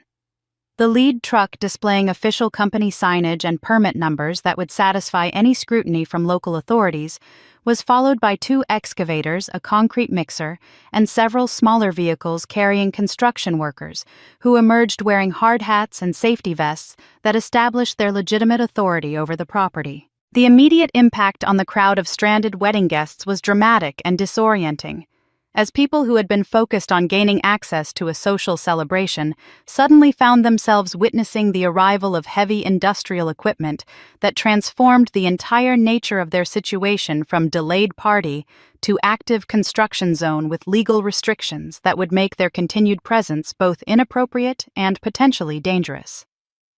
The shift in atmosphere was palpable as formally dressed attendees began stepping back from the roadway to avoid the massive vehicles that were maneuvering into position around the villa's perimeter. Maria Santos emerged from the lead truck with the kind of professional confidence that immediately commanded attention and respect from everyone present. Her clipboard of official documentation and authoritative demeanor, making it clear that she was someone who dealt regularly with complex property emergencies and understood exactly how to manage situations where construction needs took precedence over other scheduled activities. Her safety vest and hard hat were not costume pieces, but legitimate professional equipment that reinforced her legal authority to control access to what was now officially designated as an active work site. Ladies and gentlemen, I need everyone to clear this area immediately for safety reasons, Maria announced in a voice that carried clearly over the murmur of confused conversations and the mechanical sounds of construction equipment being positioned. We have emergency permits for pool renovation and structural repairs that require immediate attention due to safety compliance issues, and this entire property is now designated as a restricted construction zone with no public access permitted under city regulations.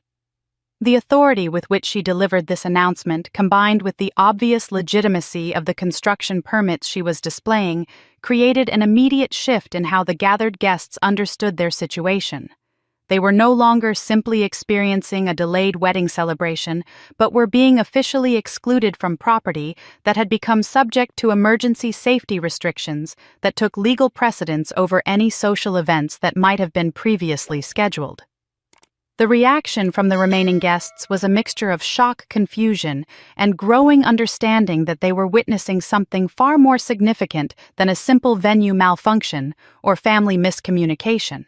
The presence of legitimate construction equipment and official permits made it impossible to dismiss the situation as a temporary delay that might be resolved through patience or negotiation, as people began processing the implications of being told that the property was now legally inaccessible for safety reasons.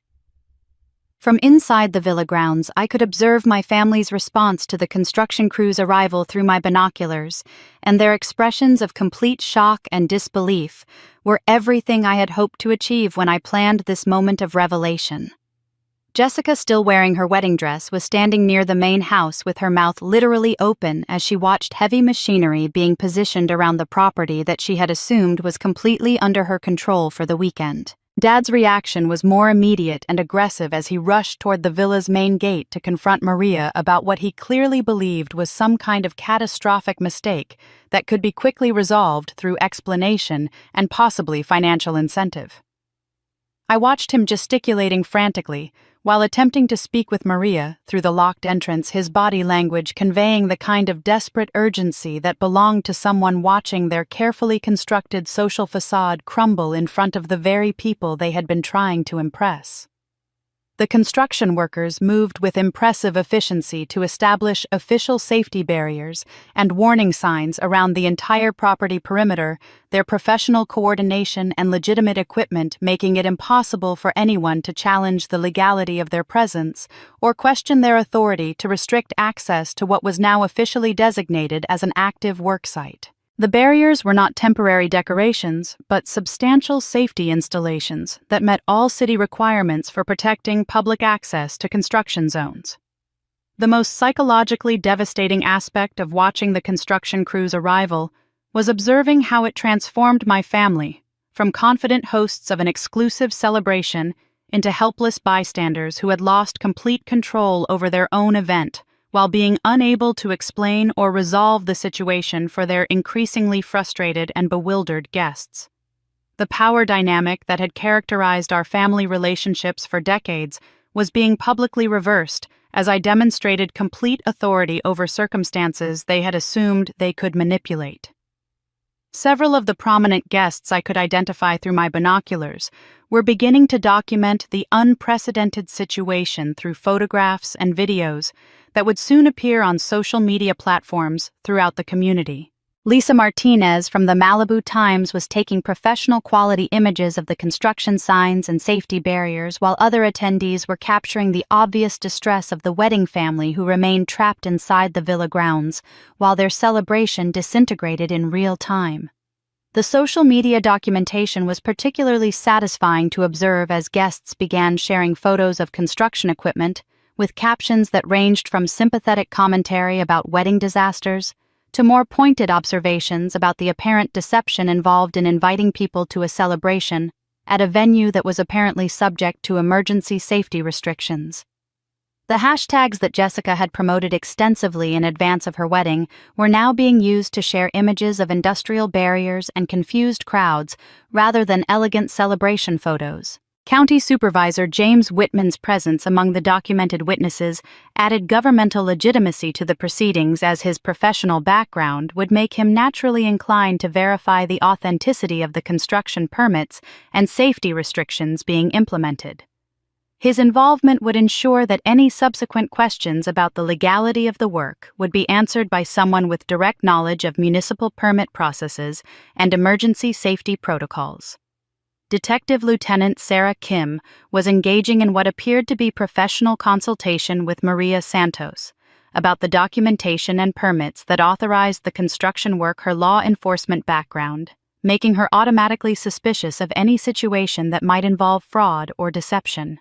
Her examination of the paperwork would provide independent verification that everything unfolding was completely legal and properly authorized through appropriate municipal channels. The departure of additional guests accelerated as people realized that the construction activity was not a temporary inconvenience that might be quickly resolved, but a legitimate safety restriction that would prevent any wedding celebration from proceeding as scheduled. The parking area that had been full of luxury vehicles was now rapidly emptying as attendees made practical decisions about how to spend their Saturday evening rather than continuing to wait for an event that clearly would not be taking place. Mom's emotional breakdown was becoming visible even from my distant observation point as she moved frantically between different areas of the villa grounds, while still wearing her elegant mother-of-the-bride outfit that now seemed grotesquely inappropriate for the industrial chaos that was systematically destroying her daughter's perfect celebration. Her attempts to maintain gracious host behavior toward the remaining guests were obviously futile, given that she had no control over the circumstances that were preventing the wedding from proceeding. The construction crew's systematic establishment of the work site included positioning excavators near the pool area that was clearly visible from the main entrance, creating obvious justification for the safety restrictions that were preventing public access to the property. The heavy equipment was not merely decorative but represented legitimate renovation work that had been properly planned and permitted through all appropriate municipal channels. The irony of Jessica's situation was becoming increasingly apparent as she remained trapped inside the villa wearing her wedding dress, while the celebration she had spent months planning was being systematically dismantled by circumstances that appeared to be completely beyond her family's control or understanding. Her investment in creating the perfect social event was being undermined by forces that had never been subject to her influence or manipulation. The contrast between the construction workers' calm professionalism and my family's obvious panic created a visual representation of competence versus chaos that was being captured and shared by multiple witnesses who would ensure that the story spread throughout the community long after the immediate crisis had been resolved. The documentation would create a permanent record of the evening when the Thompson family's social pretensions were publicly exposed and systematically destroyed. But the biggest shock was still waiting inside the villa. The arrival of James Morrison, my attorney, at exactly 9 o'clock provided the final legal component that would transform the evening from chaotic wedding disaster into documented case of family fraud and deception. James emerged from his sedan carrying a briefcase and official documents, his professional appearance and obvious legal authority immediately drawing attention from the remaining guests, who were still gathered outside the villa gates, trying to understand what had happened to Jessica's celebration. James approached the crowd with the kind of measured confidence that belonged to someone delivering information that would clarify a complex situation, though not necessarily in ways that would be welcome to all parties involved. He positioned himself near the main gate, where his voice would carry clearly to the assembled guests, many of whom were still recording the unfolding events on their phones and sharing updates on social media platforms. Ladies and gentlemen, I'm James Morrison, attorney for Sarah Michelle Thompson, the sole legal owner of this property. He announced, his voice carrying the formal authority that came from years of delivering legal pronouncements in challenging circumstances. I've been asked to clarify the legal status of this evening's events for everyone who has been affected by the confusion regarding venue access. The immediate attention his announcement received from the remaining guests was complete and focused as people realized they were about to receive official information that would explain the unprecedented situation they had been witnessing. Several guests moved closer to the gate to ensure they could hear every detail of what promised to be significant legal revelations about the property ownership and event authorization. This property, including the main residence and all grounds, is owned exclusively by Ms. Sarah Thompson, with no co-owners' liens or legal claims from any other parties. James continued consulting his documents while speaking with the kind of precision that left no room for misinterpretation. Ms. Thompson has not signed any contracts, agreements, or authorizations permitting the use of this property for wedding celebrations or any other events. The impact of his words on the assembled crowd was immediate and dramatic as guests began processing the implications of what they were hearing and realizing that they had been invited to an event that the property owner had never actually authorized. Murmurs of confusion and growing anger rippled through the group as people understood that they had been deceived about the basic legitimacy of the celebration they had been asked to attend. Furthermore, James continued, no rental agreements, event contracts, or venue authorizations exist between Ms. Thompson and any members of the Thompson family or their representatives. The invitation and scheduling of this evening's celebration appears to have been conducted without the knowledge or consent of the property owner.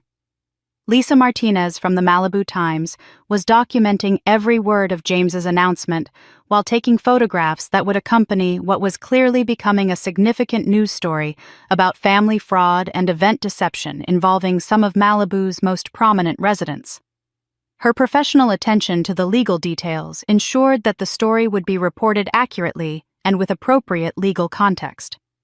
The reaction from inside the villa was visible even from my distant observation point as my family members gathered near the gate to hear James's pronouncements and began displaying the kind of shock and panic that came from watching their carefully constructed deception exposed in front of the very people they had been trying to impress. Jessica's wedding dress seemed almost grotesque in the context of what was being revealed about the fraudulent nature of her celebration. Any guests who incurred expenses related to attending this unauthorized event may wish to consult with legal counsel regarding potential recovery of costs from the parties responsible for the deceptive invitations. James added, providing information that would have immediate practical implications for many of the attendees who had spent significant money on formal wear gifts and travel arrangements for what they now understood had been a fraudulent celebration.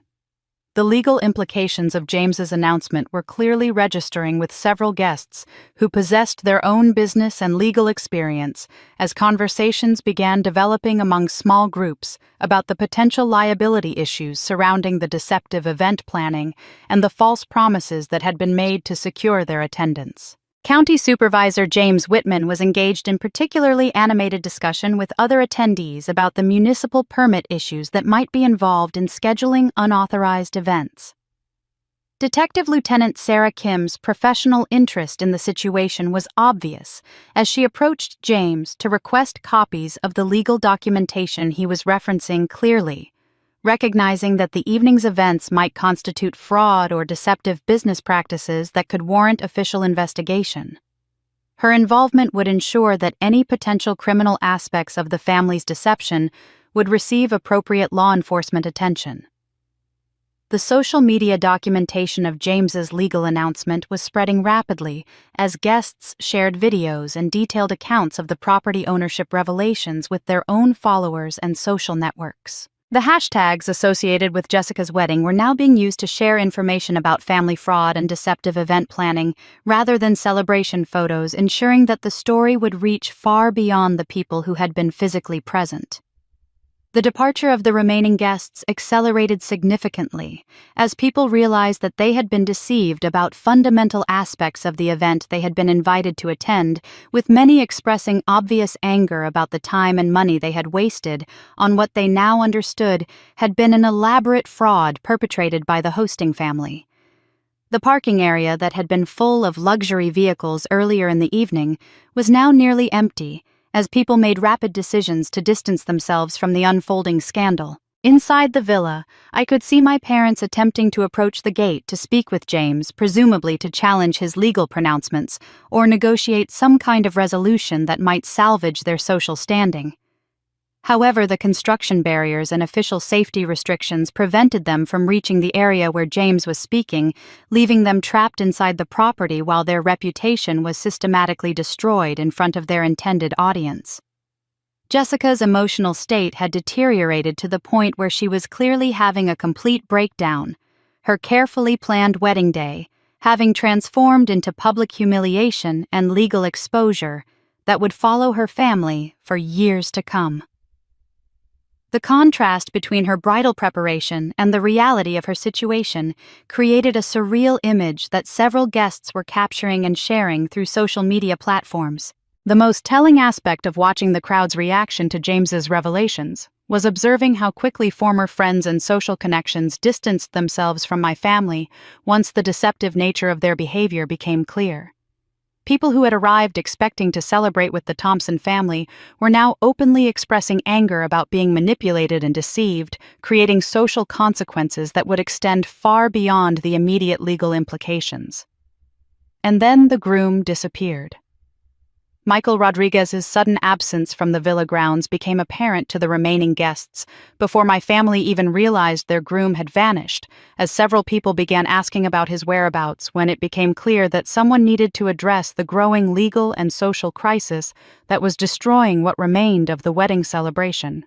Through my binoculars, I could see guests looking around for Michael, expecting him to emerge and provide some explanation or take control of a situation that had spiraled completely beyond anyone's ability to manage or contain.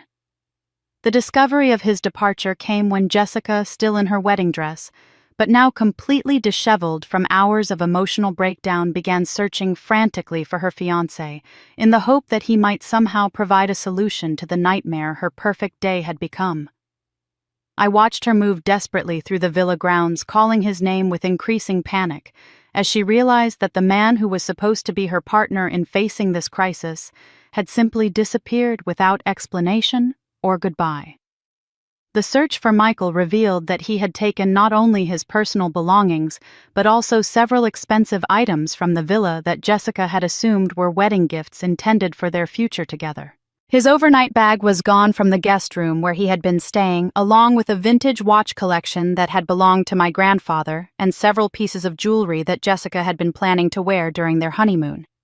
The systematic nature of his departure suggested careful planning rather than impulsive reaction to the evening's unexpected developments. More devastating was the discovery that Michael had withdrawn the maximum daily limit from Jessica's bank account using her debit card, which she had given him earlier in the week to handle last-minute wedding expenses.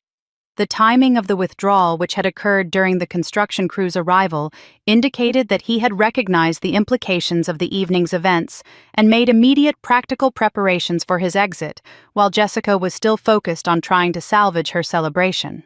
The revelation of Michael's financial theft and abandonment transformed Jessica's emotional state from panicked distress to something approaching complete psychological collapse as she realized that the man she had planned to marry had been using her family's perceived wealth and social status as the primary motivation for their relationship. The wedding dress that had represented her dreams of romantic fulfillment now seemed like a costume for a performance that had been based entirely on deception and exploitation.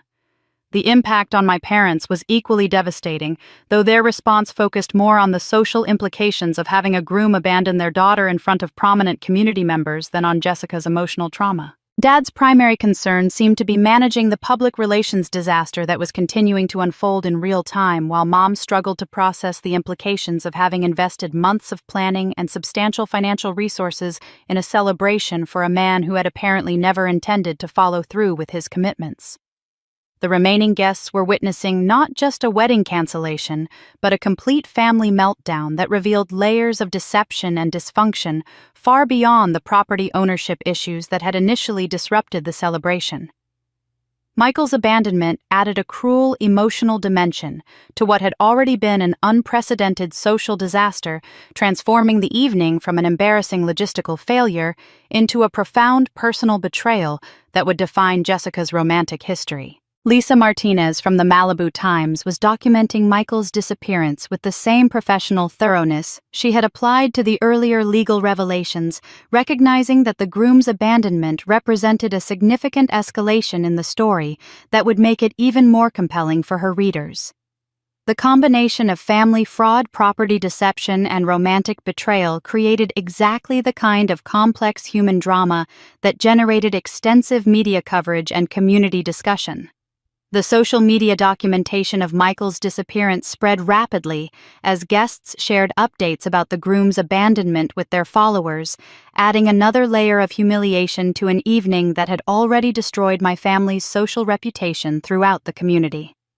The hashtags associated with Jessica's wedding were now being used to discuss romantic fraud and financial exploitation, in addition to the property and legal issues that had emerged earlier.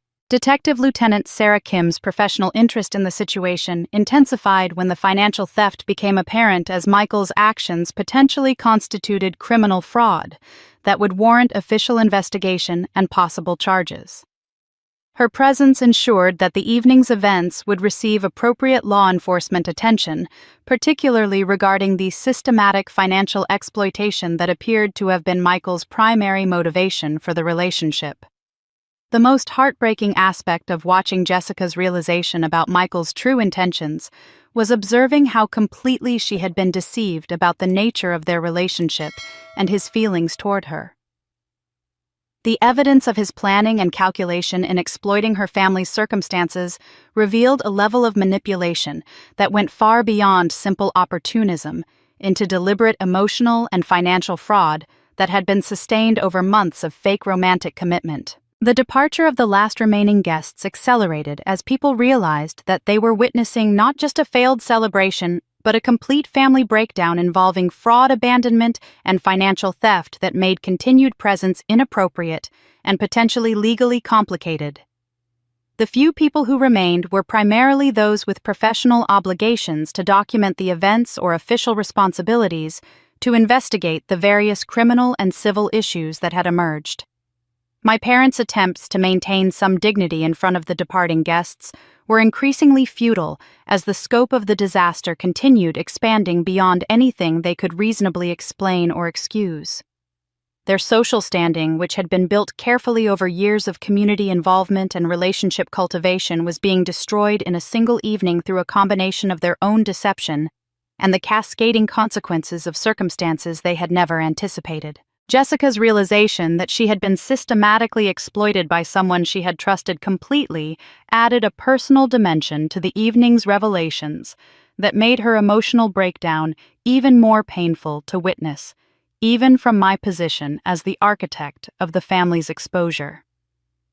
The contrast between her romantic expectations and the cold reality of Michael's financial motivations created a particularly cruel form of disillusionment that would affect her ability to trust romantic relationships for years to come. But an even more cruel truth was still waiting for them. The revelation that would push my family's disgrace beyond any possibility of redemption came at exactly 10:15 when I decided the time had arrived to deliver the financial documentation that would expose the full scope of their fraudulent behavior to the remaining witnesses. I made my way down from my observation point and approached the villa gates for the first time that evening, carrying a manila envelope containing bank records and legal documents that would destroy whatever credibility my parents still possessed with their extended family and community connections. My arrival at the scene generated immediate attention from the approximately 30 people who remained outside the villa, including several family members who had been desperately trying to reach me by phone throughout the evening's escalating disasters. The combination of relief at my appearance and anger about my perceived abandonment of the family during their crisis created a volatile emotional atmosphere that would make the impact of my revelations even more devastating. "Sarah, thank God you're finally here," Dad called through the gate, his voice carrying a mixture of desperation and reproach that suggested he viewed my absence as a betrayal of family loyalty during their most difficult hour. "We need you to explain to these people that there's been some kind of terrible misunderstanding about the property ownership and event authorization." His assumption that I would provide explanations that would somehow salvage their reputation revealed how completely he misunderstood my role in the evening's events and my current emotional state regarding their treatment of me over the years. The expectation that I would rescue them from consequences of their own deception demonstrated the same entitled thinking that had motivated their original demands for my villa. "Actually, Dad, I'm here to provide some additional clarity about family financial matters that I think everyone should know about," I replied, my voice carrying the kind of calm authority that immediately captured the attention of everyone within hearing range. "I have documentation that explains how some of the family's financial obligations have been managed over the years." I opened the manila envelope and withdrew bank records that showed a pattern of forged signatures on loan applications and financial documents spanning nearly 5 years' evidence that I had been collecting systematically since discovering my parents' fraudulent use of my identity and financial information. The documentation included photocopies of loan applications bearing my forged signature correspondence between my parents and various lenders, and evidence of funds that had been obtained through identity theft. These documents show that Robert and Patricia Thompson have been using my forged signature to obtain personal loans, credit lines, and financial instruments totaling over $150,000. I announced, speaking loudly enough for everyone present to hear clearly while holding up specific examples of the fraudulent paperwork. They've been representing themselves as authorized to sign on my behalf for major financial obligations that I never agreed to and never benefited from. The immediate reaction from the extended family members who were present was a combination of shock and growing anger as they realized that they were witnessing evidence of systematic financial fraud that had been conducted by people they had trusted and respected for decades. Aunts, uncles, and cousins who had maintained relationships with my parents based on assumptions about their integrity and character were now confronting proof of deliberate criminal behavior. James Morrison stepped forward to authenticate the documentation I was presenting, his legal expertise, lending credibility to revelations that might otherwise have been dismissed as family dispute rather than criminal fraud. "I've reviewed these documents extensively, and they constitute clear evidence of identity theft, signature forgery, and fraudulent loan procurement that violates multiple state and federal financial crime statutes." The specific examples I shared with the assembled witnesses were particularly damning because they showed not only the scope of my parents' fraud, but also the calculated nature of their deception over an extended period. Bank records showed systematic patterns of forged signatures that had been used to obtain funds for various personal expenses, including payments for Jessica's college expenses, car purchases, and luxury vacations that the family had enjoyed while accumulating debt in my name. The most recent fraudulent loan application was filed just 3 months ago. I continued displaying documentation that showed my parents had attempted to secure additional credit using my identity, even while planning Jessica's wedding and demanding use of my villa. They were continuing to steal my financial identity while simultaneously pressuring me to provide my home for their celebration. The impact on my extended family was immediate and devastating as relatives who had maintained close relationships with my parents began processing the implications of the fraud evidence and realizing that they might have been inadvertently involved in or benefited from criminal activity. The social dynamics within the group shifted dramatically as people began distancing themselves from my parents and expressing outrage about having been deceived about the family's true financial situation. Uncle Frank, my father's brother who had co-signed several business loans with Dad over the years, was visibly shaken as he realized that his own financial liability might be connected to fraudulent activities he had been unaware of.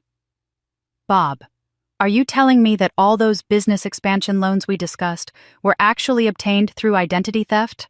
I could be legally responsible for money that was stolen from your own daughter. The revelation that extended family members might face legal consequences for my parents' fraud created an additional layer of anger and betrayal that made any possibility of family reconciliation completely impossible. People who had supported my parents' financial ventures and social aspirations were now realizing that they had been manipulated into participating in criminal conspiracies without their knowledge or consent. Aunt Margaret, Mom's sister, who had helped plan and finance portions of Jessica's wedding celebration, expressed the kind of moral outrage that came from discovering that family members she had trusted completely had been systematically lying about fundamental aspects of their character and behavior. Patricia, how could you let us contribute money to this wedding when you were stealing from Sarah to pay for it? We've all been participating in the proceeds of fraud without knowing it. The social media documentation of the financial fraud revelations spread rapidly as remaining guests shared information about my parents' criminal behavior with their followers and professional networks, ensuring that the story would reach throughout the community's business and legal circles, where financial crimes were taken particularly seriously.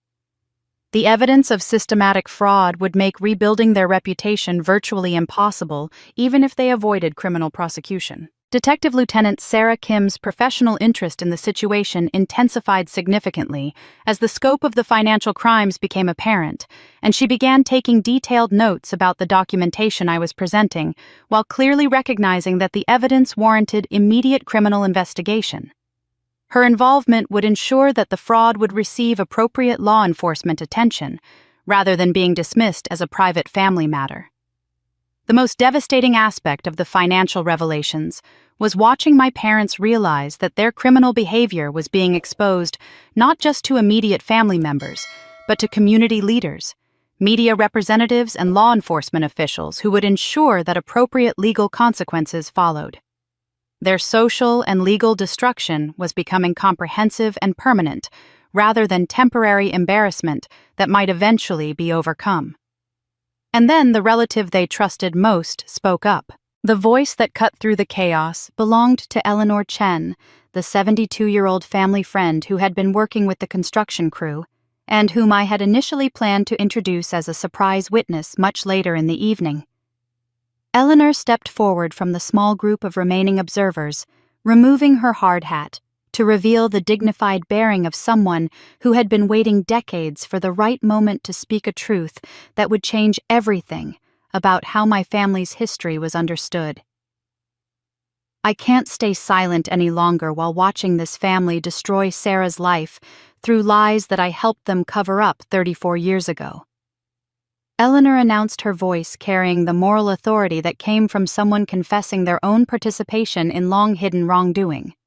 That villa doesn't just legally belong to Sarah through purchase. It was always supposed to be hers through inheritance, but Robert and Patricia have been hiding the truth about her parentage and her rightful claim to family property for her entire life. The immediate impact of Eleanor's words on everyone present was profound and disorienting, as people struggled to process revelations that recontextualized everything they thought they knew about my family's history and my relationship to the property that had become the center of the evening's conflicts. My parents' faces displayed the kind of shock that came from watching their most carefully guarded secrets exposed by someone they had trusted to maintain their deception. Sarah is not Robert and Patricia's biological daughter. Eleanor continued, withdrawing a manila envelope from her jacket that contained documentation she had apparently been carrying for years while waiting for the right moment to reveal the truth. She is the daughter of Robert's brother, Michael Thompson, and his wife, Catherine, who died in a car accident when Sarah was 18 months old. Robert and Patricia were supposed to be temporary guardians until proper adoption arrangements could be made through the family trust. The genealogical revelation created an immediate shift in how everyone present understood the family dynamics that had been playing out throughout the evening as relatives began processing the implications of learning that I was actually their niece rather than Robert and Patricia's daughter, and that my treatment by the people I had believed were my parents represented a much more serious form of abuse than simple favoritism. Eleanor's documentation included original birth certificates, death certificates for my biological parents, and legal papers establishing the trust fund that had been created for my benefit following my parents' deaths. The trust documents showed that my biological parents had owned significant property and financial assets, including the land where my villa now stood, and that these assets were supposed to have been held in trust for my benefit until I reached adulthood. The original family trust included the oceanfront property where Sarah built her villa, along with investment accounts and life insurance proceeds that should have totaled nearly $800,000 by the time she turned 18. Eleanor explained, displaying financial documents that revealed the scope of the inheritance that had been systematically stolen from me over the course of my entire life.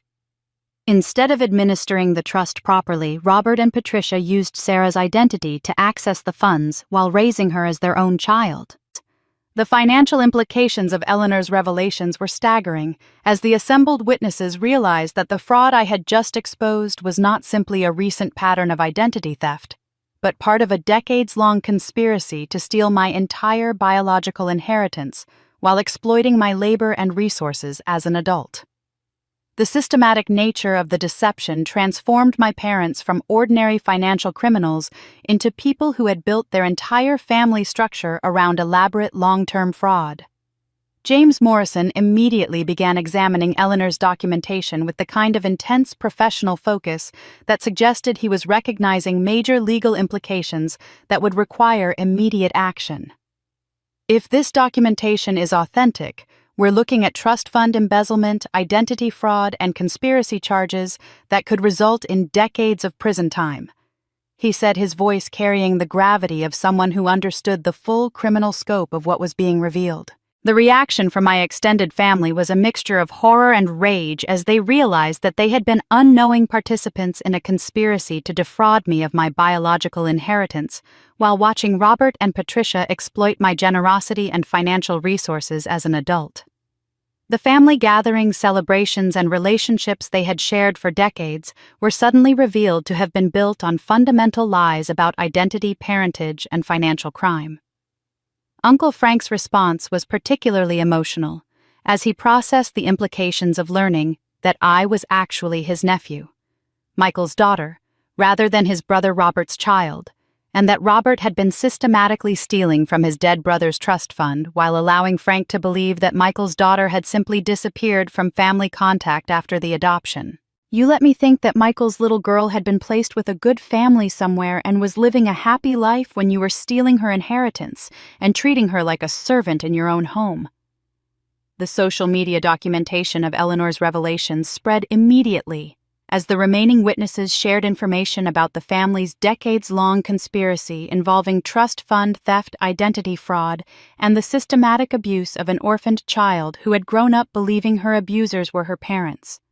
The story was evolving from wedding disaster into a complex criminal case that would attract regional and possibly national media attention. Detective Lieutenant Sarah Kim's professional assessment of the situation became much more serious as the scope of the criminal activity became apparent, and she began coordinating with other law enforcement agencies that would need to be involved in investigating trust fund embezzlement and conspiracy charges that crossed multiple jurisdictions and involved substantial financial crimes spanning decades. The transformation in how everyone present viewed me was immediate and dramatic, as I shifted from being perceived as someone who had sabotaged her family's celebration to being recognized as the victim of systematic abuse and financial exploitation, who had finally found the courage and resources to expose decades of criminal behavior. The sympathy and support that began emerging from the remaining witnesses felt surreal after years of being treated as the family problem rather than the family victim. My parents' attempts to deny or minimize Eleanor's revelations were completely futile in the face of comprehensive documentation and the testimony of someone who had been present during the original trust arrangements and had witnessed their systematic violation of their legal and moral obligations to protect my inheritance and welfare. The most satisfying aspect of watching the family's reaction to Eleanor's revelations was observing how completely their social and legal position had collapsed beyond any possibility of recovery or rehabilitation. As community members, family relatives, and law enforcement officials all recognized that they were dealing with sophisticated criminals rather than simply dysfunctional parents. But I wasn't stopping there. The complete reversal of power that I had orchestrated through months of careful planning reached its emotional crescendo when my father, Robert Thompson, the man who had stolen my inheritance and dismissed my worth for 34 years, slowly lowered himself to his knees on the gravel driveway outside my villa's locked gates. His expensive wedding suit, which had been perfectly pressed just hours earlier when he believed himself to be hosting the social event of the season, was now wrinkled and stained from the evening's escalating disasters, creating a visual representation of how thoroughly his carefully constructed facade had crumbled under the weight of exposed truth. The sight of this man who had never once apologized for decades of favoritism and exploitation, prostrating himself before me while construction barriers surrounded him, and legal documentation exposed his crimes, felt surreal in ways that no amount of planning could have prepared me to experience. The transformation from confident patriarch demanding my compliance to desperate criminal begging for mercy was so complete that even the remaining witnesses seemed stunned by the dramatic shift in family dynamics they were observing. "Sarah, please, I'm begging you to have mercy on us," he said, his voice breaking with genuine desperation as tears streamed down his face in front of people whose respect and approval had defined his social identity for decades. "We made terrible mistakes, catastrophic errors in judgment, but we're still your family, and families find ways to forgive each other and work through their problems together. We can make this right if you just give us one chance to prove that we've learned from our failures."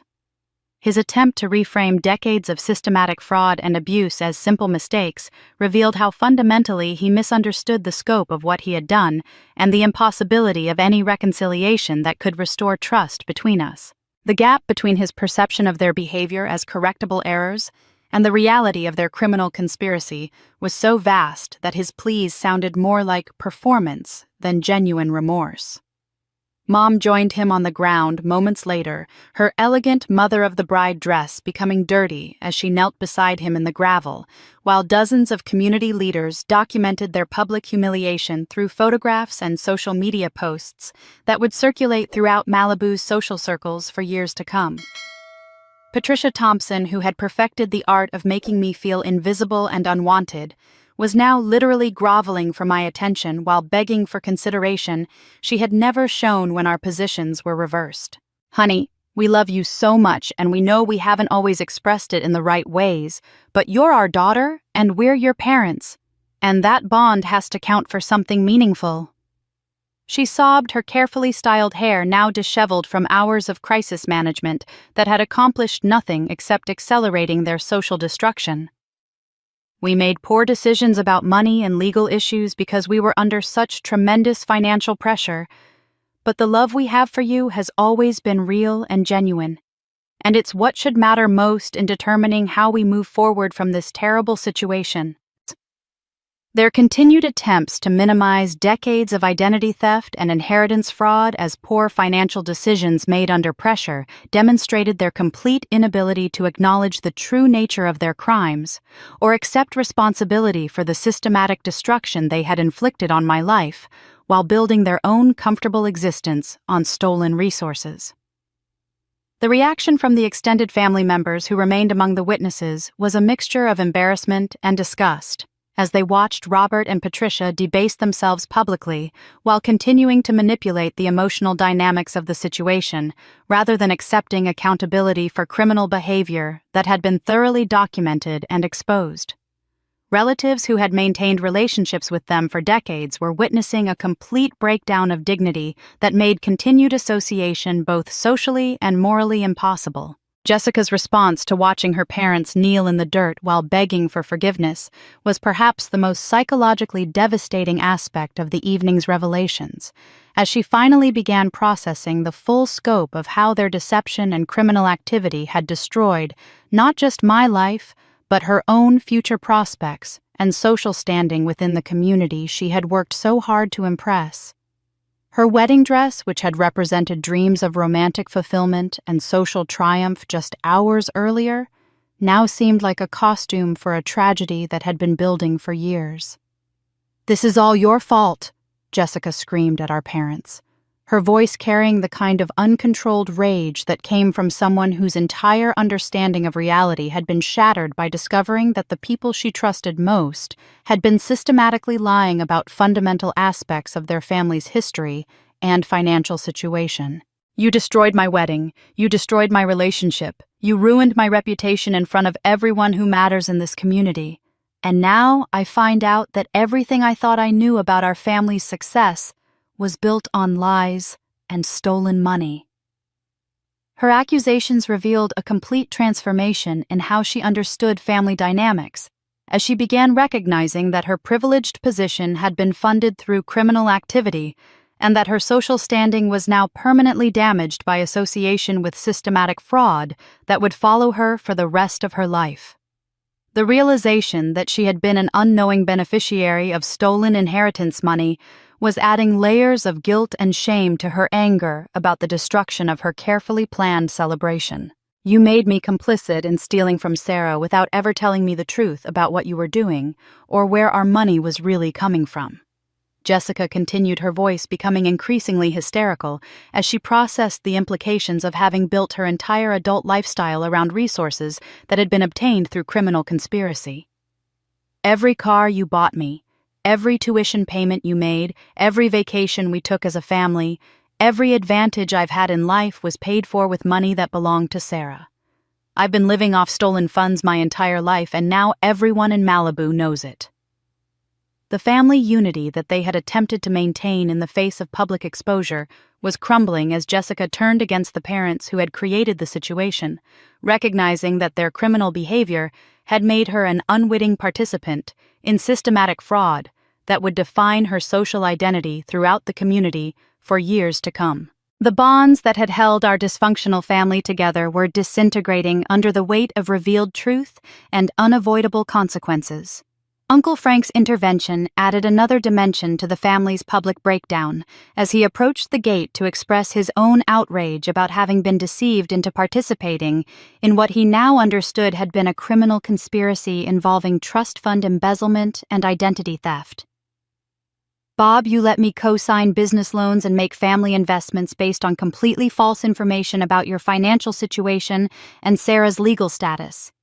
You've made me potentially liable for criminal activity that I never would have supported if I had known the truth about what you were doing."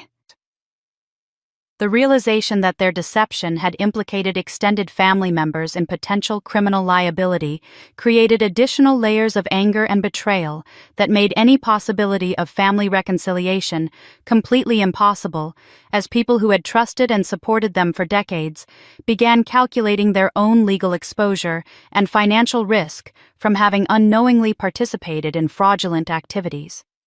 My own response to their desperate pleas and emotional manipulation was characterized by a calmness that surprised even me, as I felt no satisfaction in their suffering, but also no inclination toward the forgiveness they were demanding. The years of therapy and personal growth that had prepared me for this moment had taught me to recognize their behavior patterns and protect myself from being drawn back into cycles of abuse disguised as family loyalty and obligation. "The family was broken long ago," I said, my voice carrying clearly to everyone present while maintaining the kind of composed authority that came from finally understanding my own worth and refusing to accept responsibility for damage I had not created. "Today is just the day that everyone else gets to see what I've been living with for 34 years. You don't get to steal someone's entire life, destroy their sense of identity and belonging, exploit their generosity while treating them like a burden, and then expect forgiveness simply because you've finally been caught and held accountable for your actions. The finality in my response seemed to crush whatever hope my parents had maintained that they could somehow manipulate their way out of the consequences they were facing, and their continued pleas became increasingly desperate and incoherent as they realized that their former victim was no longer vulnerable to the emotional manipulation and guilt tactics that had controlled our family dynamics for decades. Eleanor Chen's presence, as both witness and historical validator, provided crucial context that helped everyone understand how long this deception had been maintained and how thoroughly my entire life had been constructed around lies that were finally being corrected through public accountability and legal intervention. Her documentation of the original crimes and her testimony about my biological parents' intentions for my inheritance gave weight to the justice that was finally being achieved. The remaining witnesses were documenting every aspect of my family's emotional breakdown through photographs and social media posts that would ensure the story continued spreading throughout the community long after the evening ended, creating a permanent record of their public humiliation and criminal exposure that would follow them for the rest of their lives, regardless of whatever legal consequences they might face.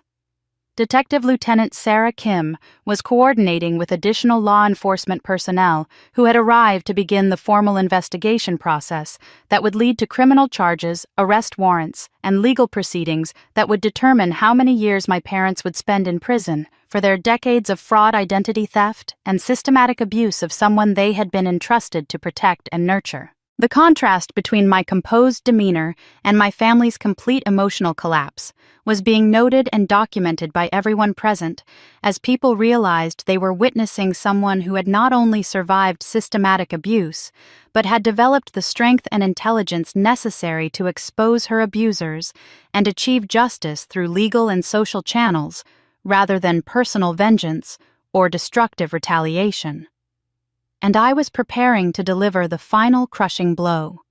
The moment had arrived to transform what could have been perceived as personal vengeance into something far more meaningful and socially constructive, elevating the evening's events from family drama into a powerful statement about justice, community responsibility, and the protection of vulnerable individuals who had experienced similar abuse and systematic exploitation. Standing before the assembled witnesses, media representatives, law enforcement officials, and remaining family members, I prepared to announce a decision that would recontextualize everything that had transpired and demonstrate that my motivations extended far beyond personal satisfaction into genuine social reform and healing.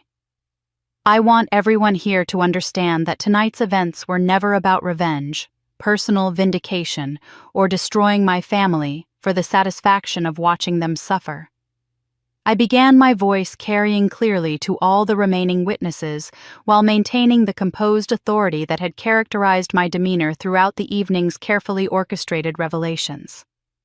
They were about establishing accountability for systematic abuse, exposing criminal behavior that has been hidden for decades, and ensuring that other victims of family financial exploitation have access to resources and support necessary to seek justice for themselves. The immediate attention my announcement received was complete and focused as people realized I was about to provide context that would explain the careful planning, legal precision, and moral foundation that had characterized every aspect of the evening's events. The journalists present recognized that they were witnessing a story that extended far beyond local family drama into broader social issues about elder abuse, inheritance, fraud, financial exploitation, and the protection of vulnerable family members who often suffer in silence. Effective immediately, I am donating this villa and all surrounding property to establish the Katherine Thompson Foundation for Family Financial Abuse Survivors. I continued referencing my biological mother's name while announcing a decision that would transform the site of my family's humiliation into a permanent resource for other victims of similar crimes and systematic exploitation. The foundation will provide comprehensive legal assistance, temporary housing, financial counseling, and emotional support for women and men who have been exploited, manipulated, or defrauded by family members who violated their trust and stole their resources. The impact of my announcement on the assembled crowd was immediate and profound, as people began processing the implications of learning that the property at the center of the evening's conflicts would be dedicated to helping other victims of family abuse, rather than remaining as my personal residence or being sold for profit. The moral dimension of my decision elevated my actions from personal justice to social advocacy in ways that would resonate throughout the community and inspire other victims to seek help and accountability. Lisa Martinez from the Malibu Times was documenting my announcement with obvious recognition that the charitable foundation represented a significant development that would transform how the story was perceived and reported by media outlets throughout the region and beyond. The combination of family fraud exposure, criminal prosecution, and charitable response would create exactly the kind of complex human interest story that generated extensive coverage, community discussion, and social change initiatives. The foundation will work closely with law enforcement agencies, legal professionals, and social services organizations to identify patterns of family financial abuse and provide resources for successful prosecution of these crimes. I explained, outlining a mission that would extend my personal experience into systematic social change and prevention programs. Too many victims remain silent and isolated because they lack the resources, knowledge, or emotional support necessary to seek justice against family members who exploit their trust, steal their inheritance, or manipulate their financial security. Eleanor Chen's emotional response to hearing my biological mother's name associated with the foundation was visible and deeply moving as she realized that the property where Catherine Thompson's daughter had been systematically abused and exploited would now serve as a place of healing support and empowerment for other victims of similar crimes.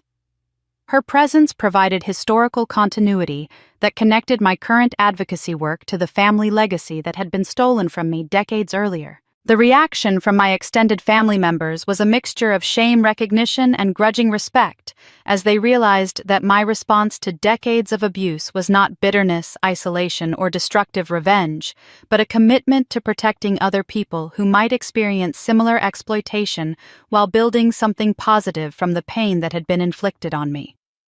The contrast between my constructive response and my parents' destructive behavior was becoming increasingly apparent to everyone present. Detective Lieutenant Sarah Kim's professional assessment of the foundation announcement was clearly positive, as she recognized that the organization would serve as a valuable resource for law enforcement agencies investigating complex family financial crimes, while providing advocacy and support for victims who often struggled to navigate the legal system alone. Her expression suggested appreciation for an initiative that would strengthen criminal justice efforts while addressing the emotional and practical needs of abuse survivors. The foundation will also establish educational programs to help families recognize warning signs of financial exploitation and provide training for legal professionals, social workers, and law enforcement personnel who work with victims of family abuse. I continued describing initiatives that would address both prevention and response to crimes that often remained hidden within families for years or decades before being exposed. The social media response to my charitable announcement was immediate and overwhelmingly supportive as people shared information about the foundation, with comments praising my transformation of personal trauma into community service and social advocacy. The contrast between my constructive response to systematic abuse and my family's criminal behavior was generating exactly the kind of positive publicity that would help the foundation attract donors, volunteers, and professional supporters committed to its mission. County Supervisor James Whitman approached the gate to express his personal and professional support for the Foundation's mission, recognizing its potential value in addressing family financial abuse throughout the region, while providing a model for similar initiatives in other communities. His endorsement would provide political legitimacy and potential government funding opportunities for the Foundation's work with law enforcement and social services agencies. The villa will be renovated to include counseling facilities, legal consultation offices, temporary housing for victims who need safe refuge while pursuing justice, and educational spaces for community workshops about financial abuse prevention. I explained, describing plans that would transform the property from a private residence into a comprehensive resource center for family abuse survivors and prevention education. The most satisfying aspect of announcing the foundation was observing how completely it reframed the evening's narrative from personal revenge story to social justice advocacy, transforming me from someone who had destroyed a family celebration into someone who had exposed criminal behavior while creating lasting resources to help other victims achieve justice and healing. The moral authority that came from channeling personal pain into community service was undeniable and inspiring to everyone present. My parents' continued pleas for forgiveness and family reconciliation became increasingly pathetic and inappropriate in the context of my announcement about using their crimes as motivation for helping other victims, as people realized that they were witnessing someone whose response to systematic abuse was protecting others rather than seeking personal gain or satisfaction from their abuser's suffering. The foundation will maintain a legal advocacy program that provides pro bono representation for victims who cannot afford attorneys, along with a financial recovery program that helps survivors reclaim stolen assets and rebuild their economic security. I added, describing services that would address the practical barriers that often prevented abuse victims from seeking justice or achieving independence from exploitative family relationships. The documentation and media coverage of the foundation announcement would ensure that the story continued generating positive attention for victim advocacy and family abuse prevention long after my parents' legal proceedings concluded, creating a lasting legacy that honored my biological parents' memory while serving people who had experienced similar exploitation and manipulation. The transformation of my villa from the site of family fraud and systematic abuse into the headquarters for an organization dedicated to preventing similar crimes represented exactly the kind of poetic justice that would resonate with community members and inspire other victims to seek help and accountability for their own situations while building stronger support networks for abuse survivors. But they had no idea I had one more secret. The final revelation that would demonstrate the true scope of my strategic planning and financial independence came as I stood before the assembled witnesses, having just announced my charitable intentions, while my family knelt in the gravel pleading for forgiveness they would never receive. The moment had arrived to share the secret that would show everyone present that my victory was not just moral and legal, but also practical and complete in ways that ensured my future prosperity and happiness far exceeded anything my family had ever provided or could ever take away from me. What none of you know. I began, my voice carrying the confident satisfaction of someone who had planned every detail of this evening with precision that extended far beyond the immediate satisfaction of exposing family fraud, is that I purchased a second property 18 months ago, long before any of tonight's events were set in motion. The villa you see behind me, while beautiful and meaningful, was never my only home or my primary residence. The immediate reaction from the crowd was a mixture of surprise and growing admiration as people began processing the implications of learning that my charitable donation represented strategic planning rather than financial sacrifice, and that my actions throughout the evening had been motivated by abundance rather than desperation or revenge-driven destruction of my own security and stability. The new property is a 7-bedroom estate in Montecito, situated on 12 acres with ocean views that surpass anything visible from this location. I continued, describing a home that represented not just upgrade in luxury and space, but a complete transformation in my relationship to wealth, property, and personal autonomy.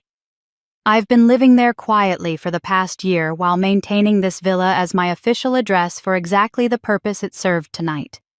The strategic brilliance of maintaining 2 residences while using one as the stage for my family's exposure was becoming apparent to everyone present, as they realized that my willingness to donate the Malibu villa stemmed from having already secured superior living arrangements that my family had never known existed. The depth of my planning and the extent of my resources were revealing themselves as far more sophisticated than anyone had imagined. Eleanor Chen's expression showed particular appreciation for the completeness of my preparation and protection, as she recognized that my biological parents' stolen inheritance had been more than recovered through my own professional success and careful financial planning. Her smile suggested pride in watching the orphaned child she had helped protect finally achieve not just justice, but prosperity that honored her parents' memory and provided security for her future. The Montecito estate includes a wine cellar, art studio, library, and guest quarters that will serve as my private residence while I oversee the Catherine Thompson Foundation's operations from the Malibu property. I explained outlining a life plan that combined personal luxury with meaningful social work in ways that would provide both comfort and purpose for years to come. I'll be able to maintain my privacy and peace while remaining actively involved in helping other victims of family financial abuse. The contrast between my careful planning and my family's improvised crisis management was becoming increasingly stark as people realized that while they had been scheming to exploit my resources and manipulate my emotions, I had been building an independent life that made their approval or support completely irrelevant to my happiness and security. Their decades of emotional manipulation had been rendered powerless by my financial independence and strategic thinking. James Morrison's professional assessment of my real estate portfolio was clearly impressed, as he recognized that my property holdings represented substantial wealth accumulation that demonstrated both financial acumen and long-term planning capabilities that contradicted any narrative about my being vulnerable to family manipulation or dependent on their approval for my well-being and success. The social media response to my revelation about the Montecito estate was immediate and enthusiastic, as people shared information about my success story, with comments praising my strategic intelligence and financial independence. The narrative was completing its transformation from family drama to inspirational story about someone who had overcome systematic abuse to achieve prosperity and use her success to help other victims. The Montecito property was purchased entirely with my own earnings and investments, with no financial assistance or co-signing from any family members. I added, emphasizing the complete independence that characterized my current life and future plans. Every aspect of my new home reflects my own choices, taste, and vision for my life, without any compromises or accommodations for people who never valued my happiness or respected my autonomy. The description of my independent success was particularly meaningful for the women present who had experienced their own struggles with family dynamics and financial autonomy, as they recognized in my story a model for how professional achievement and careful planning could provide the foundation for complete independence from toxic family relationships. My parents' continued pleas for reconciliation became increasingly pathetic in the context of learning that I had already built a new life that exceeded anything they could offer or threaten to take away from me. Their assumption that I needed their approval or inclusion in family activities was being revealed as completely delusional based on outdated perceptions of my vulnerability and dependence. Detective Lieutenant Sarah Kim's professional interest in my financial independence was clearly positive, as she recognized that my success story provided a powerful example of how abuse victims could achieve justice and prosperity through legal channels and personal determination, rather than remaining trapped in cycles of manipulation and exploitation. The interior design of the Montecito estate reflects influences from my travels throughout Europe and Asia over the past 2 years, trips that provided perspective on how much of the world exists beyond the narrow social circles and family dynamics that once defined my entire reality. I continued describing experiences that demonstrated how completely I had moved beyond the limitations that my family had tried to impose on my understanding of what was possible for my life. The revelation that I had been traveling internationally while maintaining the appearance of local focus and family dedication showed the extent to which I had been living a double life that protected my true interests and experiences from family interference and manipulation. Their assumption that they understood my life and limitations was being revealed as completely inaccurate. County Supervisor James Whitman's response to learning about my Montecito residence was clearly impressed, as he recognized that my property holdings placed me among the region's most successful residents, and that my charitable work would be supported by substantial personal resources that ensured the foundation's long-term sustainability and effectiveness. The wine cellar includes collections from Napa Valley, Tuscany, and Bordeaux that represent both investment portfolio diversification and personal enjoyment of experiences that my family never introduced me to or encouraged me to explore. I explained, describing a lifestyle that demonstrated complete transformation from the constrained existence they had tried to maintain as my normal reality. The library in my new home contained first-edition literature art books and philosophy texts that reflected intellectual interests I had been developing independently, while my family remained focused on shallow social status and material acquisition that now seemed pathetic in comparison to the depth and sophistication of my actual interests and capabilities. The guest quarters were designed to accommodate visits from friends and colleagues I had met through professional networking and travel experiences, relationships that were built on mutual respect and shared interests, rather than the obligation and manipulation that had characterized my family interactions for decades. That was when I received a letter.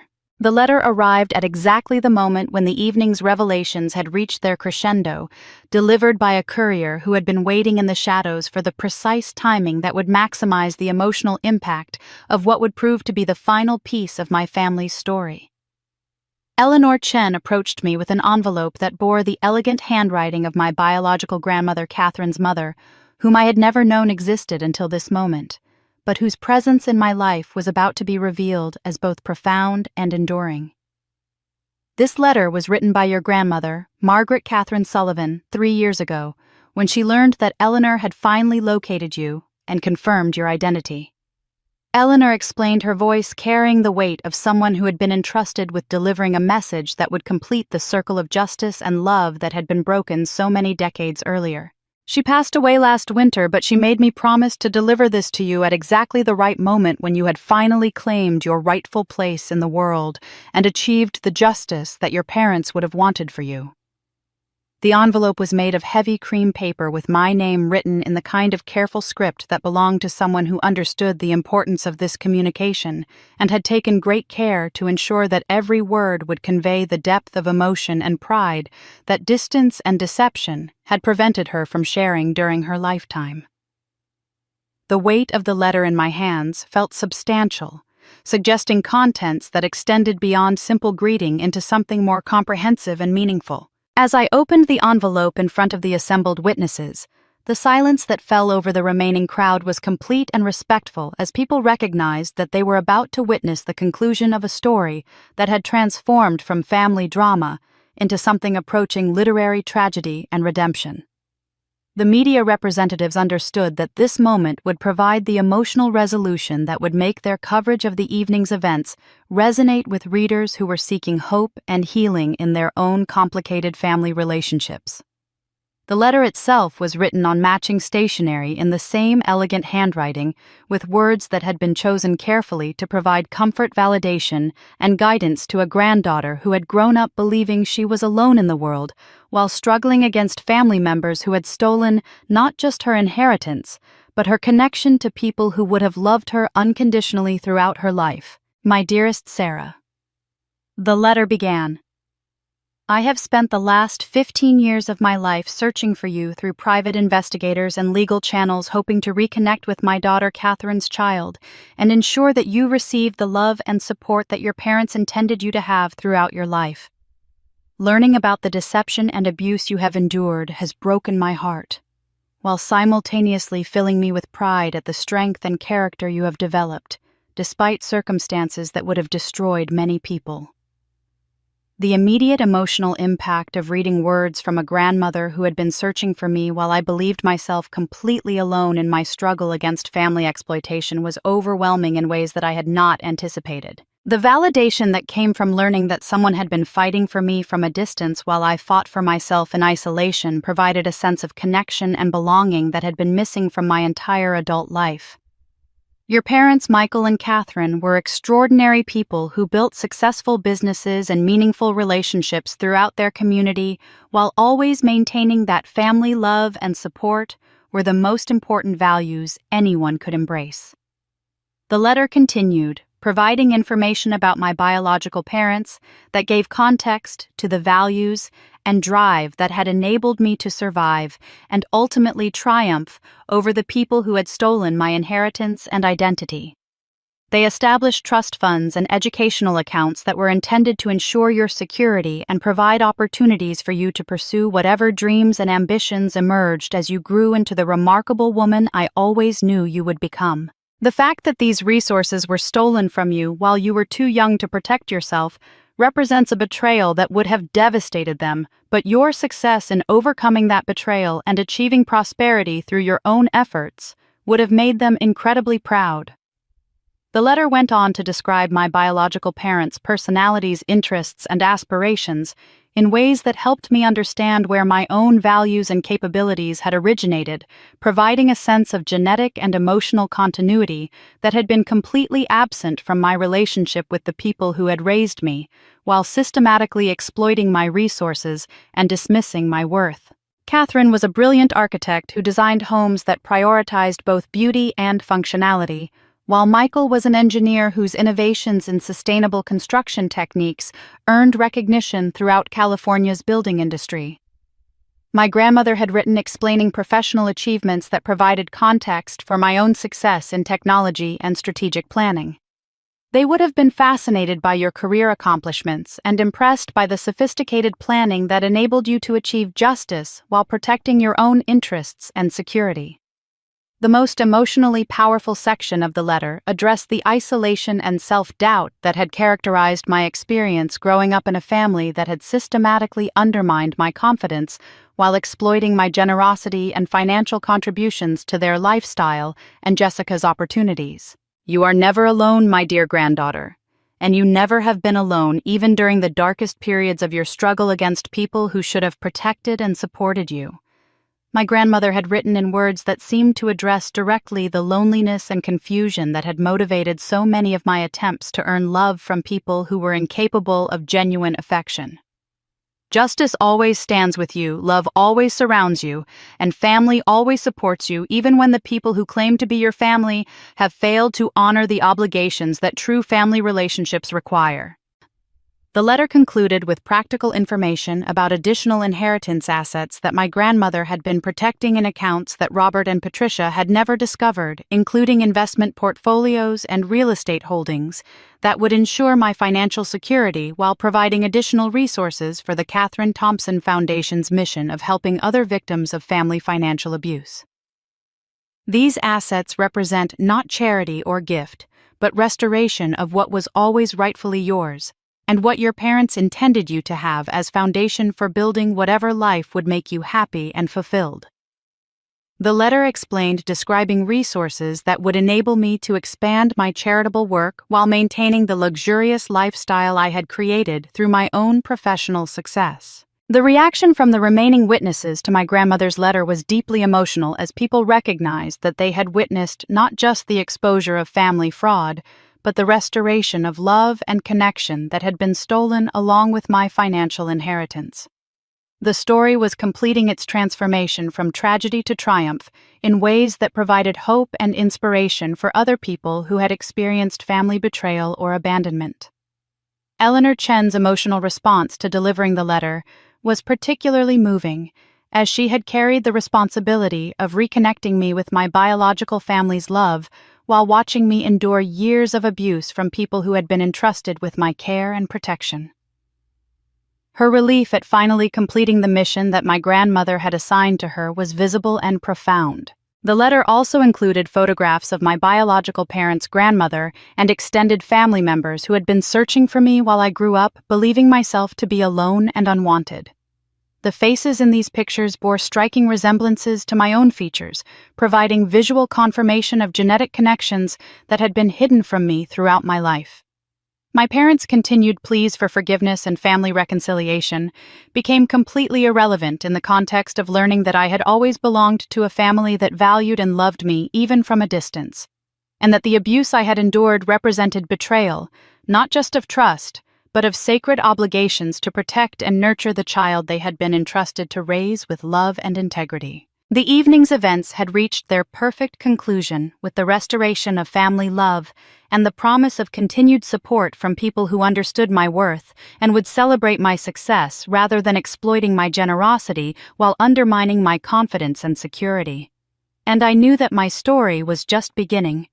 3 months later, I stood on the private beach of my Montecito estate as the sun began its descent toward the Pacific horizon, painting the sky in shades of gold and crimson that seemed to celebrate the complete transformation my life had undergone since that unforgettable evening when justice had finally prevailed over decades of systematic abuse and exploitation. The waves that crashed gently against the pristine sand below my clifftop property carried with them a sense of peace and closure that I had never imagined possible during the years when I believed that my worth was determined by my family's approval and that love could be earned through endless accommodation of their demands.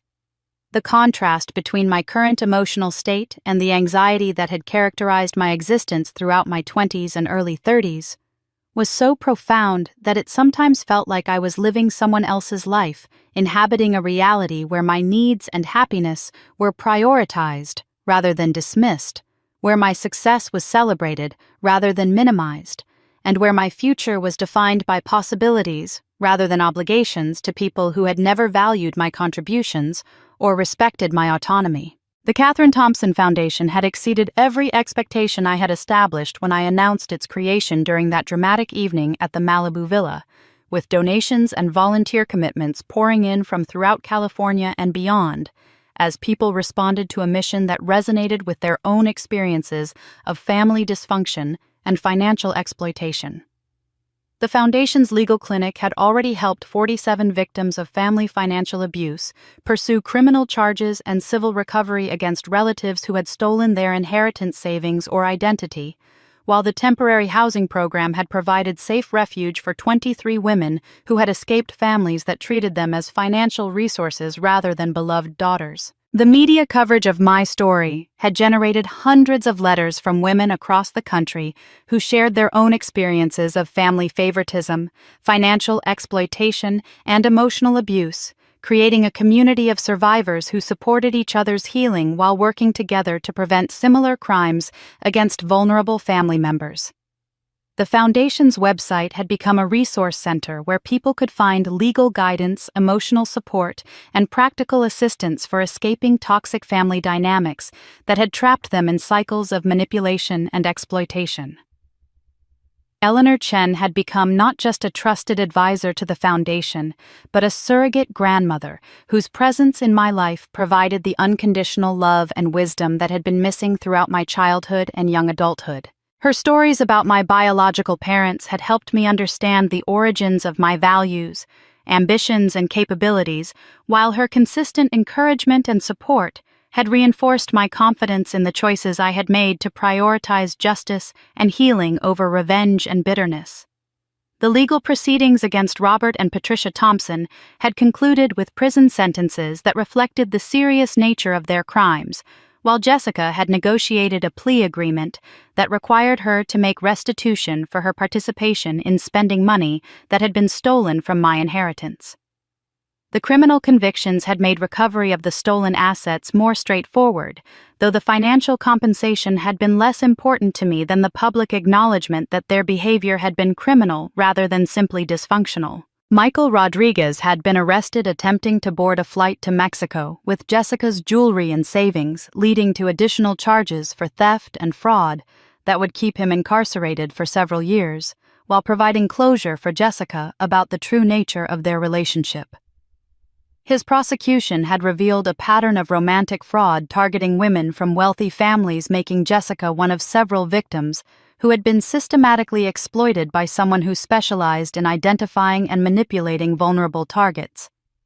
The transformation of the Malibu Villa into the Foundation's headquarters had been completed with architectural modifications that honored the property's natural beauty while creating functional spaces for counseling services, legal consultations, and support group meetings. The location where my family had planned to celebrate Jessica's fraudulent wedding had become a place where other victims found the courage and resources necessary to seek justice and rebuild their lives with dignity and independence. My professional career had flourished in ways that demonstrated how much energy had been drained by the constant stress of managing toxic family relationships. As my work performance improved dramatically once I was no longer worried about emergency financial requests or emotional manipulation that had previously disrupted my focus and creativity. The promotion to senior architect that I had received 6 weeks after the foundation's establishment had come with recognition that my leadership capabilities had been consistently underutilized during the years when family crisis management had absorbed so much of my attention and emotional resources. The social connections I had developed through foundation work and community involvement had introduced me to people who valued authenticity, compassion, and justice rather than social status, financial resources, or family connections, creating friendships that were based on mutual respect and shared values rather than obligation or manipulation.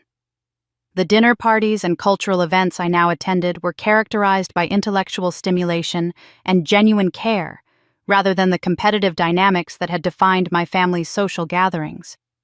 The romantic relationship that had developed with David Martinez, an attorney who specialized in elder abuse cases and had volunteered his services to the foundation, was built on the kind of equality and mutual support that I had never experienced during my years of trying to earn love from people who were incapable of genuine affection. Our partnership was characterized by encouragement of each other's professional goals, celebration of individual achievements, and shared commitment to social justice work that made both of our lives more meaningful and fulfilling.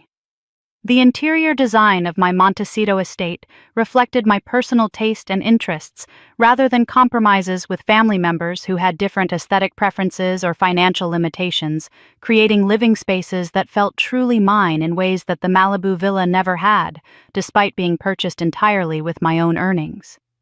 The art collection I had been building included works by emerging artists whose creativity and vision inspired my own continued growth and self-discovery. The wine cellar had become a place where I entertained friends and colleagues who appreciated both the quality of the vintages and the stories behind their selection, sharing meals and conversations that enriched my understanding of the world, while providing the kind of intellectual and emotional stimulation that had been absent from family gatherings where my contributions were dismissed or ignored.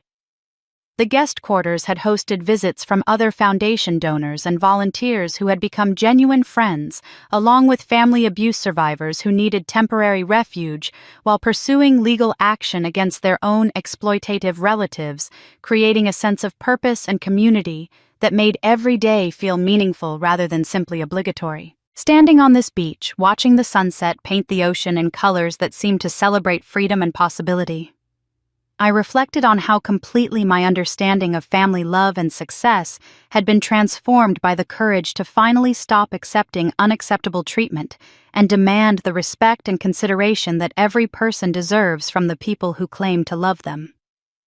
The message that had emerged from my experience was one that I shared with every foundation client and every woman who contacted us, seeking guidance about her own family situation. It is never too late to stand up for justice, never too late to demand better treatment, never too late to walk away from people who exploit your kindness while offering nothing but criticism and manipulation in return. The journey from victim to survivor to advocate had taught me that real strength comes not from enduring abuse, but from refusing to accept it, that genuine love supports rather than exploits, and that family relationships should provide security and encouragement rather than anxiety and financial drain. As I turned away from the ocean and walked toward my estate, leaving behind the last traces of doubt about whether I had made the right choices in exposing my family's crimes and building a new life based on authenticity rather than accommodation, I felt complete confidence that the path I had chosen was leading toward continued growth, happiness, and meaningful contribution to making the world safer for other people who deserved better than they were receiving from families who had forgotten what love actually means. And that was the day I knew I had truly won. Sarah's story proves that it's never too late to stand up for yourself and demand the respect you deserve. From a woman who spent 34 years being treated as her family's personal ATM to becoming a powerful advocate for abuse survivors, Her journey shows us that justice is possible when we find the courage to stop accepting unacceptable treatment. The Katherine Thompson Foundation continues to help hundreds of family abuse survivors every year, providing legal assistance, safe housing, and the support needed to escape toxic relationships and rebuild independent lives. Sarah's villa, once the site of her family's cruelest betrayal, now serves as a beacon of hope for people who thought they had nowhere to turn. Her parents served 6 years in federal prison for inheritance fraud and identity theft, while Jessica rebuilt her life away from the social circles that had witnessed her humiliation. Michael Rodriguez was convicted of romantic fraud and received additional sentences for his pattern of targeting vulnerable women from wealthy families. But perhaps the most powerful part of Sarah's story is how she transformed decades of pain into a mission that protects others. She didn't just survive her family's abuse, she used it to create something meaningful that continues changing lives every single day. What do you think about Sarah's approach to dealing with family betrayal? Have you or someone you know experienced similar treatment from relatives who were supposed to love and support you? Share your thoughts in the comments below because your story might inspire someone else who needs to hear that they're not alone and that justice is possible. If Sarah's journey resonated with you, please subscribe to our channel and hit that notification bell so you never miss stories about people who found the strength to transform their pain into power. We share real stories about ordinary people who discovered extraordinary courage when they decided they deserved better treatment from the people in their lives. Remember, family isn't just about blood relationships. It's about the people who truly value and support you. Sometimes the bravest thing you can do is walk away from people who claim to love you, but consistently treat you as if your feelings and needs don't matter. Drop a comment and let us know what you would have done in Sarah's situation. Would you have exposed your family's crimes so publicly, or would you have handled the situation differently? Your perspective could help someone else who's struggling with similar family dynamics and wondering what options they have for protecting themselves. Don't forget to like this video if Sarah's story moved you, and share it with anyone who might need to hear that it's possible to overcome family abuse and build a life filled with genuine love and respect. Together we can help more people recognize that they deserve better and have the power to create positive change in their lives and communities.